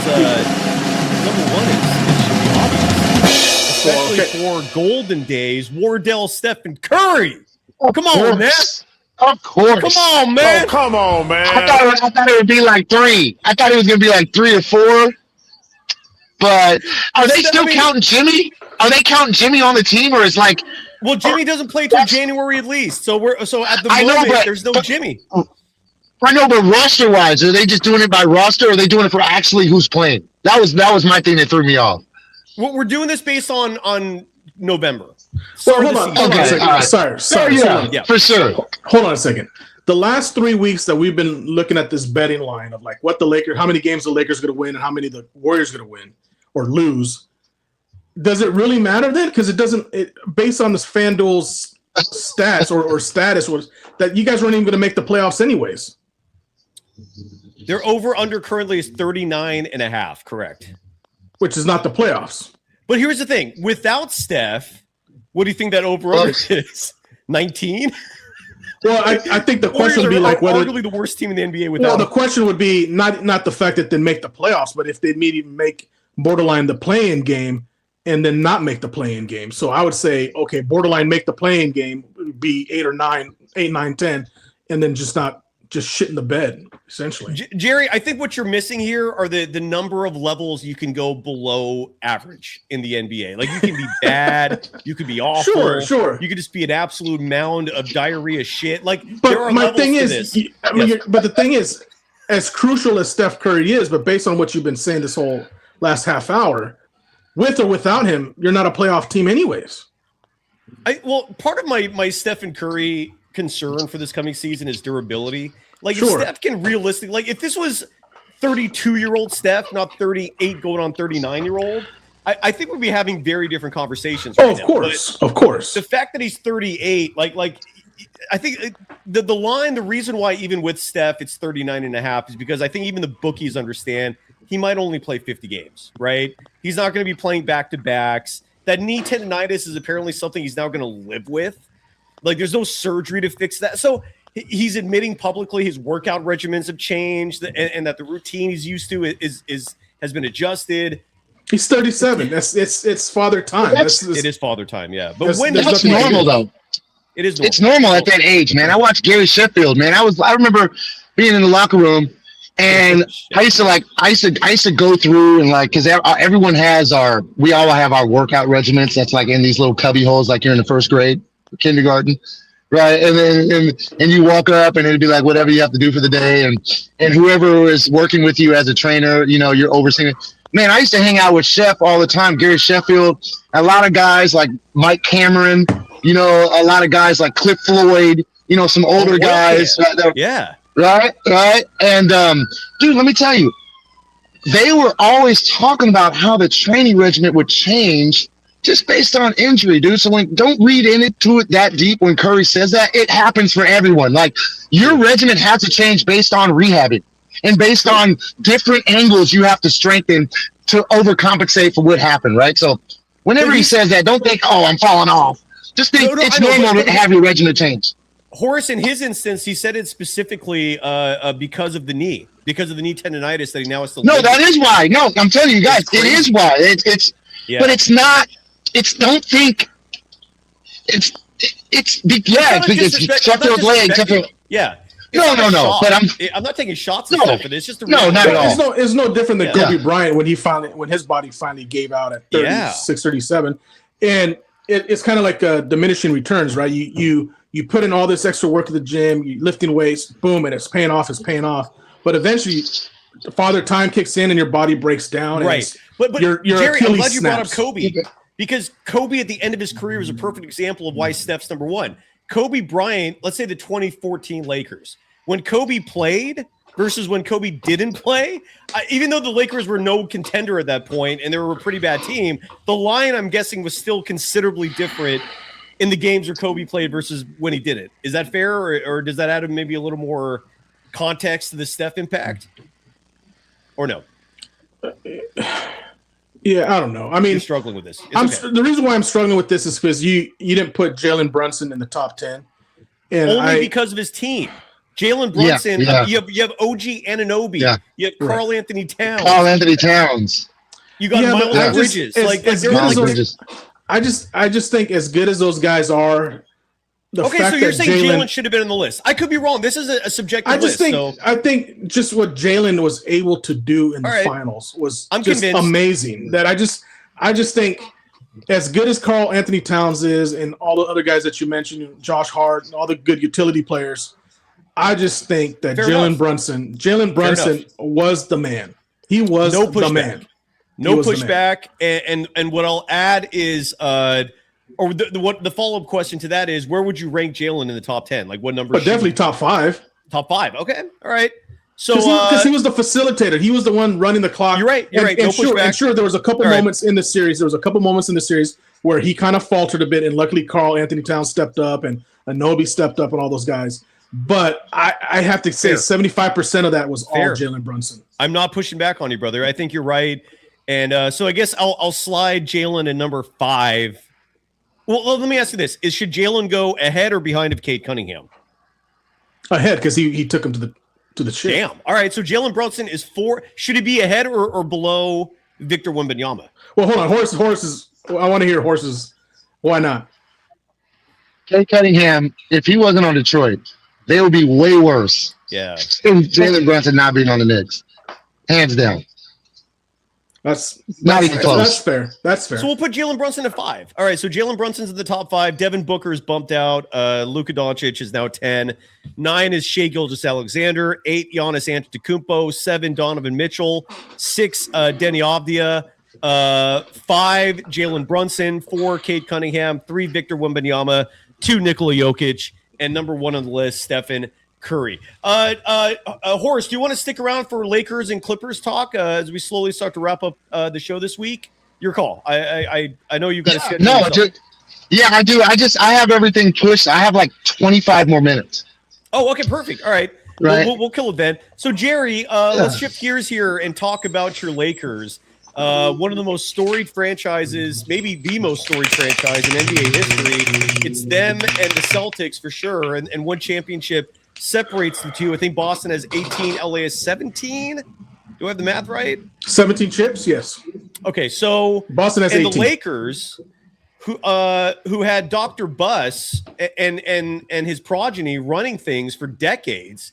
Dr. Buss takes over from Jack Kent Cook, a dog with fleas, and Dr. Buss revitalizes the LA Lakers. Jerry West was in the front office for a lot of that. Pat Riley, Magic Johnson. You all know the history there. We fast forward to the present day, and what, a year after Jeannie Buss sells the team to that Walter guy? Was it a year, 2 years? 9. It was. I think it said 9 to 10 months. 9 to 10 months. This Mark Walter guy sells the team to Bob Iger and one of the Kushners. Now, supposedly this Kushner, Josh Kushner. is which Kushner? Josh, I believe. Josh Kushner. Yep. So supposedly Josh Kushner is like the good Kushner. Take that for what it's worth. That's the spin I've been hearing a lot. But so you've got a Kushner and Bob Iger, former Disney CEO, now owning the team, and there's even more drama because not only does Mark Walter, who's under FBI, who's under federal investigation, who knows what for, supposedly fraud or not reporting, not reporting certain funds, I guess. So Mark Walter sells the team, makes $2.5 billion in profit approximately. They said maybe even more. Flip. They said maybe even more. Yeah, and he flipped it like you would a house, but he flipped an NBA franchise like this. And so he sells for about $12.5 billion. Now comes even more drama, which is that the Buss family releases a statement that they're going to sell their portion, which is good for about, I think, 18%, and they're going to sell it for $2.5 billion. And they're going to sell it to Iger. Then Jeannie comes out after the statement is released saying, I have the sole power to decide if we're going to sell, we're not selling. And I imagine this is going to go to court.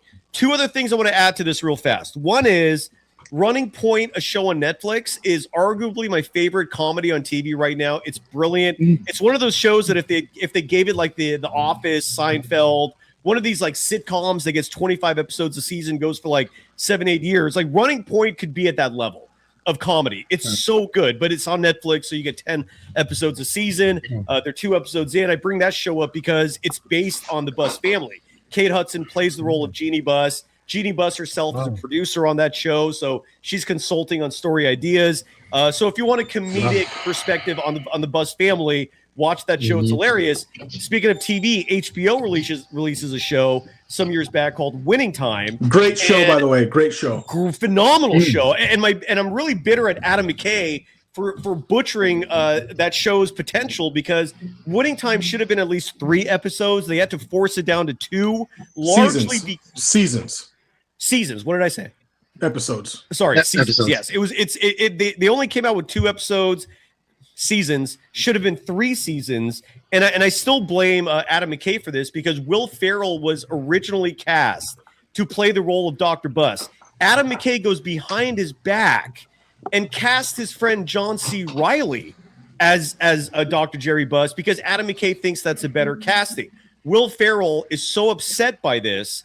The friendship ends. He ceases the relationship, ends their production company. Adam McKay is still publicly, I just heard him the other day say this, apologizing publicly to Will Ferrell while simultaneously taking some backhanded shots saying, well, he did say this to me in our breakup. It's like, dude, if you want to be remorseful, don't add butts to your apology. Just apologize and shut the hell up. He's still adding butts to his apology. But I bring all that up because if Will Ferrell had been cast, I think we would have seen at least 3 seasons of it. Will Ferrell is a draw. The reason why that show got canceled after 2 seasons is because audience measurables were not enough to justify the financial investment in this program. Will Ferrell is a far bigger star than John C. Reilly. I also think Will Ferrell would have done fine playing that role. I don't think it was much of a drop off if he's the guy instead of John C. Reilly. Some Hollywood context there in terms of films and shows if you want to learn more about the intricate incredible dynasty that is the LA Lakers. We fast forward to today. Hold on. This drama's going on. I'm going to shut up now. Jerry, take over. Hold on a second. I just want to go back to Winning Time. I think everybody that was casted in their role in Winning Time was perfect. John C. Reilly did a fantastic job. He did. To the point that I can't even see Will Ferrell in that role. Now, the problem with Winning Time was the rights issues. That's what led him in a jam. Not necessarily the draw factor, because remember, Adrian Brody played two-time Oscar winner, played Pat Riley. Oh, the cast was incredible. Yeah, cast, like the guy who played Magic Johnson looked like Magic Johnson. The guy that played Kareem looked like Kareem. Well, and then Jason Segel played the coach before Riley. Westhead. Paul Westhead, and he did great. The casting was superb. Well, so like I said, so this whole Winning Time, why I got the boot, is very multi-layered. They didn't ask the NBA for rights, the logo rights, the LA Laker rights, and the players were pissed off at how their roles were being portrayed. They said Jerry West was being played very disrespectfully. Jerry was pissed. Yeah. Well, not even Rick just Barry, my friend, side note, who was also very close friends with Jerry West, was telling he wouldn't watch the show for that reason. Like, we had a lot of conversations. So about it was backlash. Was livid. Yeah, and it wasn't even just Jerry that was pissed. It was the guys that played for him that were even, I would say, were more pissed than Jerry was. And I love the show, and I know there was a lot of Hollywood liberties taken on that show. In terms of entertainment, it was a fantastic show. Unfortunately, because of the Hollywood factor, it was disaster after left and right, rights issues. Basically, I think the NBA might have had a back way around of making sure it got shut down. It was a great show, though. It was a great show. It should have gone 3 seasons. I think it should have been at least 5 seasons, because I think the way the first season started was with Magic on his way to making his announcement of the HIV. So if they never hit the arc. They never got to go. You could have done it in 3. Considering they ended it at 2, and they did end it. Like, the show ends with the Lakers losing to the Celtics, and then you see like a transcript of what happened after that, and show's over. It was so disappointing to see that program end prematurely like that after just 2 seasons. Can I name drop Winning Time? Yeah, what's it again, Si? Have you seen that show, Winning Time, Horace? Have you seen it? No, I'm looking at it right now as you guys are saying it. I can't believe I haven't watched this. I can't wait to watch this show. It's so good. I don't think Jerry was portrayed that bad either. I know he in his mind it wasn't accurate, but I don't think he was defamed. I think they deemed that he deserved a little bit more respect, and he wasn't as tempered as they made him. But let me I want to say the production value was great too. But let me I'm going to do a little name dropping. So a couple years ago at the Santa Barbara International Film Festival, which is big, it's huge. All the A-list celebrities come to the red carpet. Yep, I know. And Adrian Brody came, I think, so for 26, it must have been last year. And I was able to sidle up next to him like, hey, man, I loved you in Winning Time. I wish there was more seasons. And he goes, yeah, man, I wish so too. And he was kind of stoked on it because it was a great, like I said, production, entertainment. It was great. But like I said, everybody I guess who was not portrayed in that show loved it. The only people who didn't like it were the folks getting portrayed in it. And here's a crazy thing that I wasn't aware of. Because everything, the way Showtime blew up in the 80s, that it killed stories that I was like, what? Tarkanian was on the verge of signing. I didn't know that until I saw the show. Yeah. Yeah. He was like, I love Tark. He was on the verge of signing, but then his go-to intermediary guy ends up in a trunk of a car, butchered. Crazy shit. So he doesn't sign, so he stays at UNLV. And then the guy that they do bring in, he was supposed to be like this guru of basketball, ends up in a bicycle accident. Yeah, and then goes to the Pacers. Ends up going to the Pacers, but his whole layout. I got his name too, but I didn't know that story at all. Right, yeah, you're right. His whole layout and his plan and vision for the Lakers was terrific. Ends up having this accident, goes to the hospital. He's basically kicked to the side. Paul Westhead, who was his assistant, just falls into his lap. Wins a championship. I think he wins 2 championships with the Lakers. One. Okay, one. And then Pat Riley, who was I knew. Pat Riley was a former Laker great. Jack McKinney, by the way, is the guy you were thinking of. Yeah. who got the shaft, but because of that bike accident. Yeah. But because the staff of basketball at the time was so small, everybody was pulling double duty. Yeah. And so Pat Riley came on as the co-host to Chick Hearn. And then when the whole Paul Westhead thing falls on, he ends up being bumped up to assistant coach. You're right. And then eventually the coach. And it's Pat Riley was the color analyst for the broadcasts alongside Chick Hearn, and then he gets bumped up to the lead assistant and then becomes the guy. But you're right. In that era, there was only one assistant coach. I think it's kind of gone too far in the modern era. Like I don't think NBA teams need 10, 15 assistants. A few is enough. 3 rows of coaches. Yeah, this ridiculous. Gary Vitti, who was the trainer, was also like the travel assistant of like getting everybody's luggage in order, making sure everybody had their passports and tickets in line. So everybody was doing 2 to 3 jobs at the time. Yeah. So. Wow. Well, players, Rick. Can I add something to that?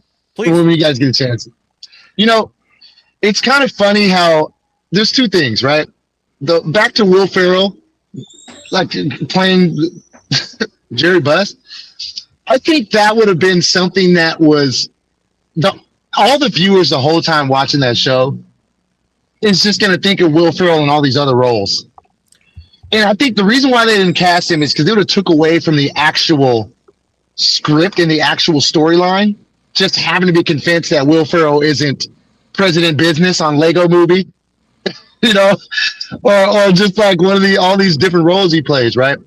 And another thing, just me myself being in movies myself and playing roles in sports movies and knowing how they cast for movies that may have sports going on in the background. The worst movies ever made are reenactment movies. I mean, like, they're the most terrible movies ever because you have to meet an expectation of reality through casting and script and role playing. And usually when it's a role play or a script, it's something that's created so that they're painting the picture and they're creating this environment in our minds without us reflecting it to something real. And that's the challenge when you're making a remake movie and you have to cast for real people. It's just like going and chilling with Willie Randolph, and the guy that's playing Willie Randolph in the movie is kind of not hitting it on the nail, and Willie like has to show up, and he's like, "Look, Horace, where's this guy playing me?" Like, so it's really hard to match that. So I think to make a good movie like that, it's 10 times harder, and they succeeded without even me seeing it. Just hearing what you guys are saying about it and knowing the dynamic of a remake, and then having you guys say this about it, cheers to the people that made this movie, right? Straight up. My only pushback to the Will Ferrell comment, and I'm guessing, Jerry, you feel the same way. Maybe you don't. I don't know. But because you're right, Will Ferrell has not played serious roles much in his career. But he has done it. And he starred in one movie called Stranger Than Fiction. And this came out back in 2006. Good movie. It's a good movie. Great movie. It's literally like one of my favorites to this day. And it's not a comedy. It's almost like a romantic drama. Or it's a drama with some romanticism, some science fiction in it as well, because Will Ferrell's hearing the voice of an author. That's the premise of, and he's the character in an author's book, and he's hearing the author's voice, and so that's the story. But so if I hadn't seen Stranger Than Fiction, I would laugh at the idea of Will Ferrell doing a serious role like Dr. Buss. But having seen that, and Will himself, I think felt disrespected by Adam McKay, his longtime partner.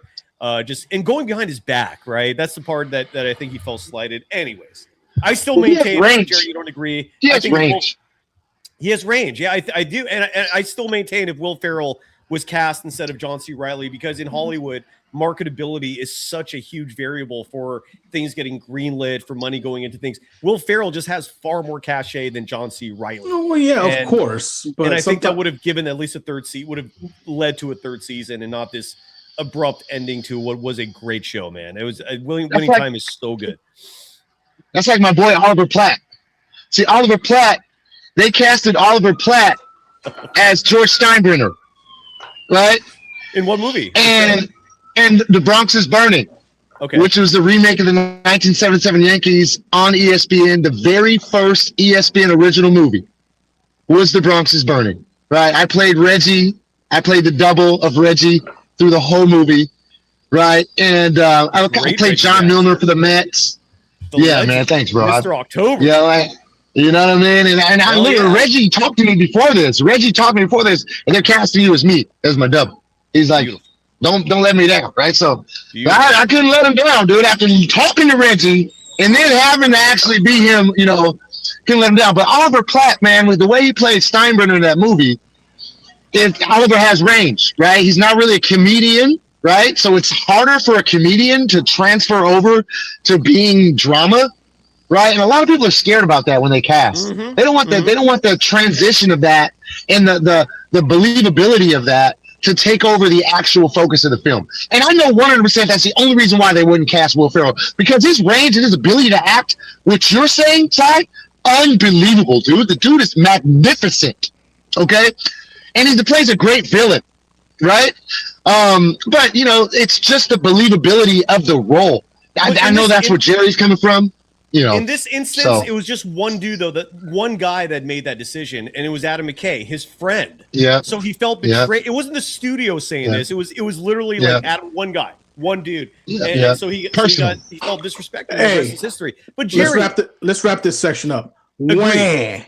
Wah. Yeah, the only way here is the consumer, the viewer, for not getting a third season. That's the wah, is that this show ended prematurely when it shouldn't have. It captures that era of NBA basketball brilliantly, beautifully at that. Jerry, but your Lakers. We're talking about all this because your Lakers right now are in tumult.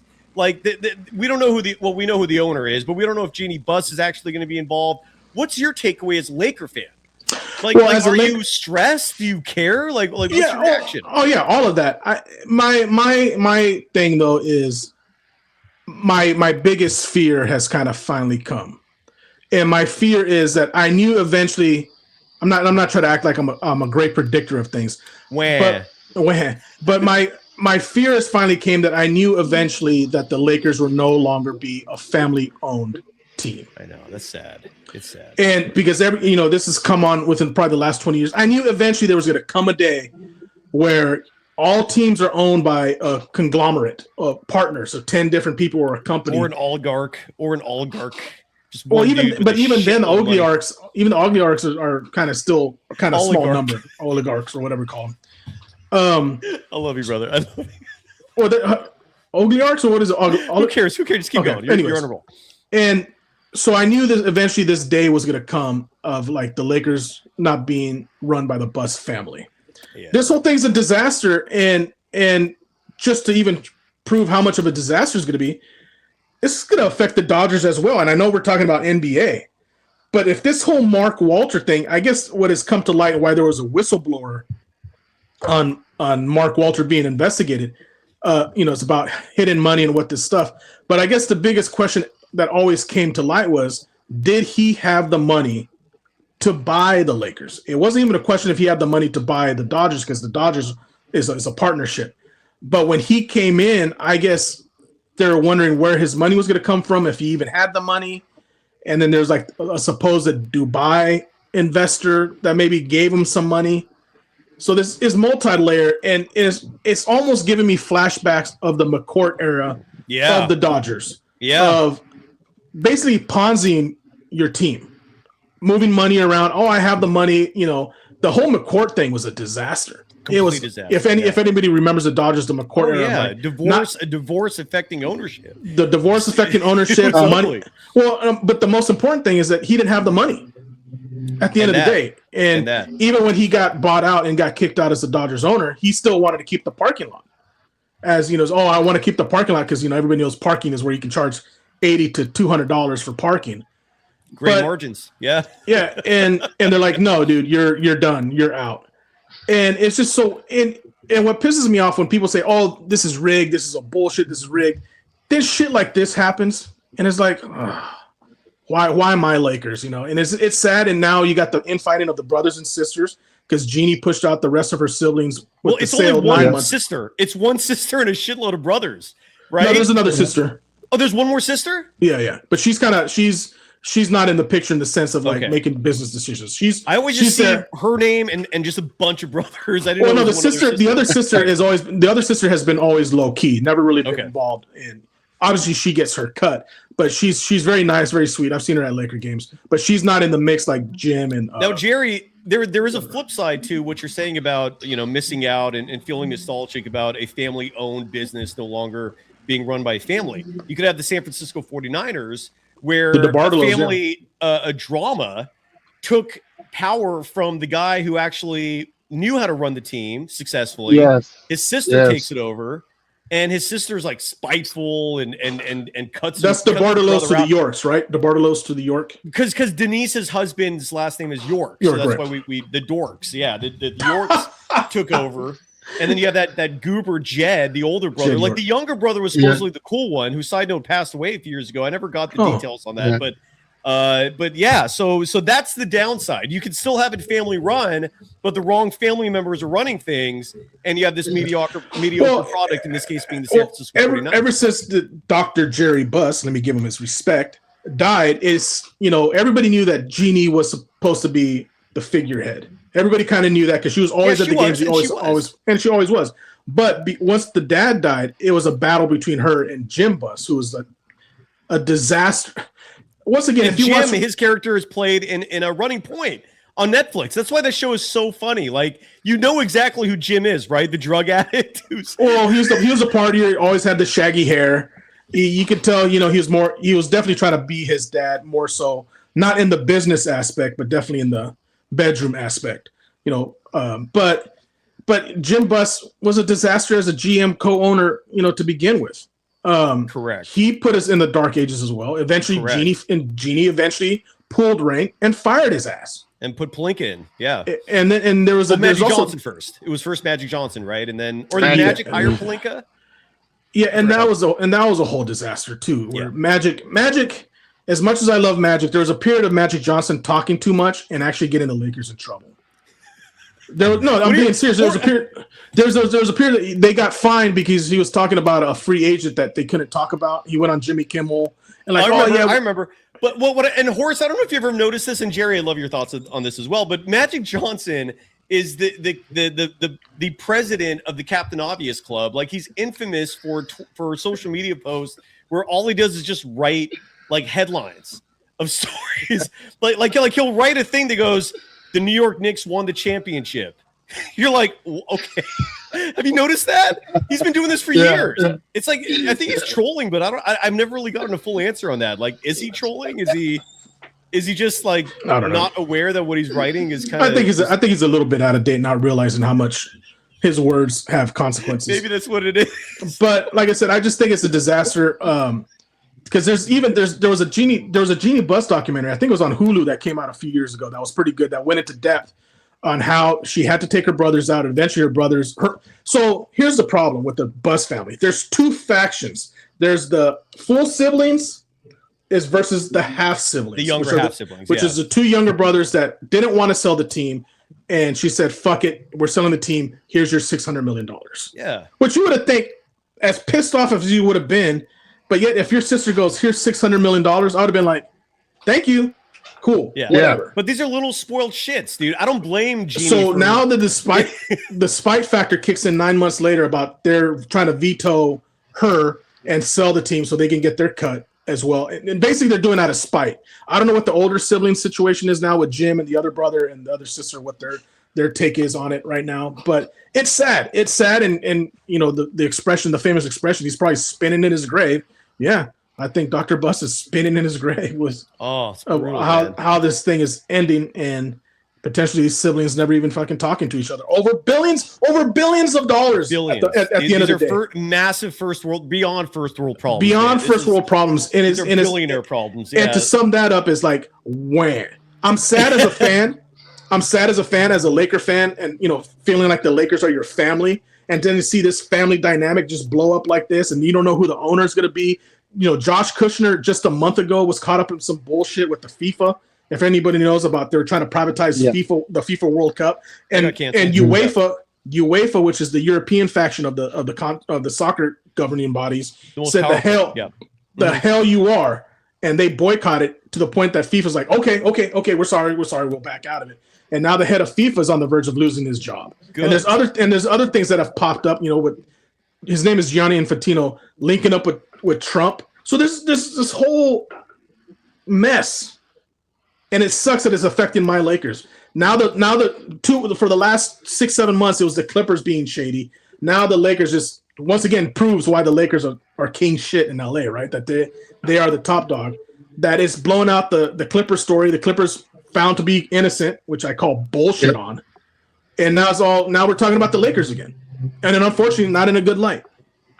Well, all we're talking about right now is business. Yep. We're just talking business, right? I mean, everybody's favorite location has always been bought out, and it turned to shit, right? I mean, it just happens. This is the way it works based on inflation, and you're going to have a bigger player come in to help limit those liabilities, right? And that's just business, period, right? It's the same thing that happened with Solar City when Tesla bought us. It's the same thing with the Tesla and Sunrun thing. It's the same thing, right? So it's just something that it needs to be eaten up because there's bigger players that want to get that piece of the pie and they feel like they could do more with it with their capital, right? And it's just part of what's going on with the Lakers now. It's what happened when our horrible owner with the Warriors sold the team. Thank God that happened. But, he was priced out. Cohen was priced out. Inflation ate him alive. He wasn't making the money that he needed, which is why our team sucked and we had nothing happening there. So that sell brought us to the higher level that we needed to be. And, just like watching Any Given Sunday with Jamie Foxx and on that amazing movie with Al Pacino, what was Cameron Diaz's role there, right? She was a daughter. She was basically Jeannie Buss. She was basically Jeannie Buss. There you go. There you go, Jerry. There you go, man. So, I mean, it's just that situation. They portrayed that amazingly in that movie. But I think that's what we're dealing with right now with the Lakers. And diehard fans like you, Jerry, that's implanted in the brass, you're feeling some type of way based on the homegrown feeling is going to go away unless I feel Jeannie stays, right? And I think she wants to stay and keep that bridge so we can still feel like it. Yeah, what do you feel about that, Jerry? Yeah, I mean, you're absolutely right. She is the figurehead. I hope she stays on. I don't know what being a figurehead will do in the long run. But yeah, I worked in TV for 25 years and we had 4 different owners. And as you said, Horace, anytime a new owner comes in, there's going to be cuts. There's going to be people laid off because every new owner wants to make their money and it's all about the bottom line and it's business at the end of the day. So if somebody's coming in with $12.5 billion, you definitely know they're going to go through every little cent that's being spent out. Do we need this guy? Because remember, they were going to bring on another assistant GM, right, for Rod Pelinka or something like that. So now there's suspicions if Rod Pelinka is going to even stay on. So, like I said, they're going to come in. Hey, we spent $12.5 billion. We need to see. We're going to audit everything. Do we need 12 packs of hot dogs, in the concession stands? Do we need this and that? And it's just going to be a corporate thing, and it's no longer a family business. But this day was bound to come eventually, whether it was today or tomorrow. The whole family dynamic sucks. Yeah. And, growing up, I mean, Buss took over in 79, 80, which I was born in 79. So my whole life has been the Buss family. And seeing in the times when I go to games, seeing Jeannie there, right behind not behind the bench, but the opposite end of the bench, first row. And she's been nothing but gracious with the fans. She's been sweet, and whatnot, but this day, whether she ran this organization flawlessly, it was bound to come that somebody was going to come in with a wad of cash, slap it down on the desk, and be like, "I want the team." It was bound to happen. It was. I just heard Willie Beeman. The girls got me screaming. Creaming. Willie Beeman's got them creaming. So check this out. I'm gonna name drop again. It was either my second or the third time I'd ever gone to a Laker game. This is like 2000, late 2001, 2002, right around there. And Jamie Foxx was a thing, but it wasn't Jamie Foxx. He was still like this. And when it came to movies, he was like the second or third guy. I think up until that point, he was like Boondini Brown in the Ali movie. So he's kind of a co-star. And I think Any Given Sunday was kind of one of his few first roles where he was kind of top 3 billing. Correct, because he came from In Living Color. In Living Color and the Jamie Foxx show. And he was there with his boys. He was there with Jerome Bettis and his boys. And I had a camera with me. And they're like, "Hey, put us up on the TV." They thought I was connected to the in-house production because I had a camera with me. And I'm like, I'm telling Jamie Foxx, like, "Hey, say what's up to Al Pacino and say what's up to the Sharks." And he's all, "The Sharks? Like, who the hell are the Sharks?" And then he just starts cracking up because he realized it hit him. I was talking about the Sharks in Any Given Sunday.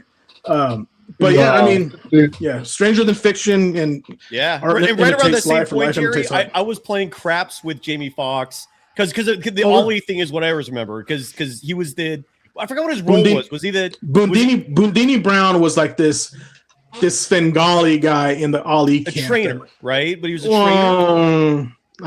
I don't know what he was training. Well, whatever his role was, it was right around that time. And he was a hanger-on. He was a hanger-on in Ollie's crew at the end of the day. Jamie Foxx is funny, dude. Let's get the I got to kick it. Hey, real quick, I got to kick it with Jamie Foxx too. On 2 different occasions, right? I met him at a game. It was some NBA game that I was working, and he was there. I got to see him just down. But everybody's down by the locker rooms, hanging out all the time, right? Sure. And then one night in San Jose, at a club, San Jose clubs are just bouncing off the walls in there. Santana Row? No, it wasn't in Santana Row. It was just like in the cuts. It was by the. I was staying at the Crown Plaza in San Jose, and it was like right down the street. This like club, dude, right? And I was in there kicking it, and I was hanging out with Pitbull, R. Kelly. Jamie Foxx. Don't brag about the R. Kelly part. Yeah. Okay. Everybody were all in the same VIP, but actually my VIP was next to theirs, and I was just like, I just ended up blending with them all night. That was cracking. And I'll never forget that night. Pitbull was performing, right? And you know how sometimes the clubs have like this little baby, like 8 Mile stage in the middle, so it's like a real concert arena, but a club, those are the best ones, right? But, that was that night. Jamie Foxx was super cool, man. He was dope. This is a long time. He wasn't even small. He was like skinny Jamie Foxx back then, right? And then you brought up back here. Hairline. This is the pre-hair plug. Yeah, pre-hair plug. Pre-hair plug. Pre-Steve Harvey. His hairline was way up there, and then it was normal one day. It came here, up here, back here, back down here. And then Jerome Bettis. It reminded me when I kicked him. He did, yeah. Yeah, just Stephen A. Hey, bro, Stephen A. looks great now, by the way. He's working hard. Stephen A's looking a lot more just doing good. I'm really proud of Stephen A. I got to meet Stephen A. when the Warriors were when they set up shop at Lake Chalet in Oakland, right? In 2022, I rolled up on him and just shook him down, right? So like if we can get Stephen A on the show because we had a great encounter together, man, right? So now another thing, Jerome Bettis in Vegas back in the day when Durant was like his third year in the league. I'm in Vegas. We were doing the grand opening of Excess Nightclub at the Encore Casino when Steve Wynn cut the red tape for the first time and let everyone come in and gamble. I was there for the pre-party. I brought the entertainment. I brought the contortionist. I brought the aerialist. I brought all the entertainment because I just stole them from halftime. Being an NBA coordinator, I just bet all the halftime acts, start putting them on shows and managing them across the. That's another story. Horace, man, I booked the dude. I booked this. You partied with everybody. I booked the entertainment that night, bro. Got to meet Kevin Durant that night. Hung out with him all night. Jerome Bettis, and that was right. And Junior Seau was with us all night. We were bouncing clubs, and Junior Seau committed suicide 2 weeks later. Oh my god! And I'll never forget that, dude. And dude, I never forget it, bro. It's crazy, but that's a story. I'll tell you guys about the story. But that was a great story. You guys brought the names up. We're name dropping, so don't start name dropping on me. I got the Uzi. I'm gonna name drop one more thing. I'm gonna name drop one more thing. Decaf. All right, let's get out of here. We're done with. Dude, I'm still thinking about brisket. We're 2 hours later, and I'm still thinking about brisket. I need to get my grub on. Let's get the hell out of here. Horace has been in a car for 2 hours. Let's get the hell. We're done. We're done. And it's 103 degrees, by the way. Jesus Christ! No Red Bulls for Horace, please. No Red Bulls, please. No, dog. That's just how I am right now. I'm like a Hershey Kiss on the dashboard. I'm just like mountain right now. We're out of here. Horace, Sunrun. Again, if you partner with Sunrun, you're going to hear from Horace. He's going to be name dropping for you. He's going to be saving you a ton of money. That's the most important part. Jerry Perez, follow him on Instagram at Jerry_Perez. Idente joins me every Monday, sometimes Tuesday during the summer. We get a little flexible here with the schedule. And Power Hour, normally we do a doubleheader Monday. Today we just converged it all and made it into a fun Tuesday. Sammy Batesh joins me tomorrow. Ramona Shelburne is going to join the show soon. We're going to fill the summer with guests. Ramona on our show? Next week, not ours. Oh. It's going to be a separate one. I'm a fan. I'm a fan of Ramona. Me too. Ramona's my girl. She knows way more details on why Winning Time, because I talked to her once. She doesn't know me, doesn't remember. Oh, dude, she executive produced the show Clipped. So she's done Hollywood, man. Yeah, and she was going to come on this week, but all this shit happened with the Lakers and the Clippers. She's breaking these stories, and so now she knows all the inside details on the Winning Time and why it didn't take off. Can I get the Peter song? Can I get the Peter real quick? The what? Can I get the song real quick? Real quick. I haven't heard it all day. Come on, dude.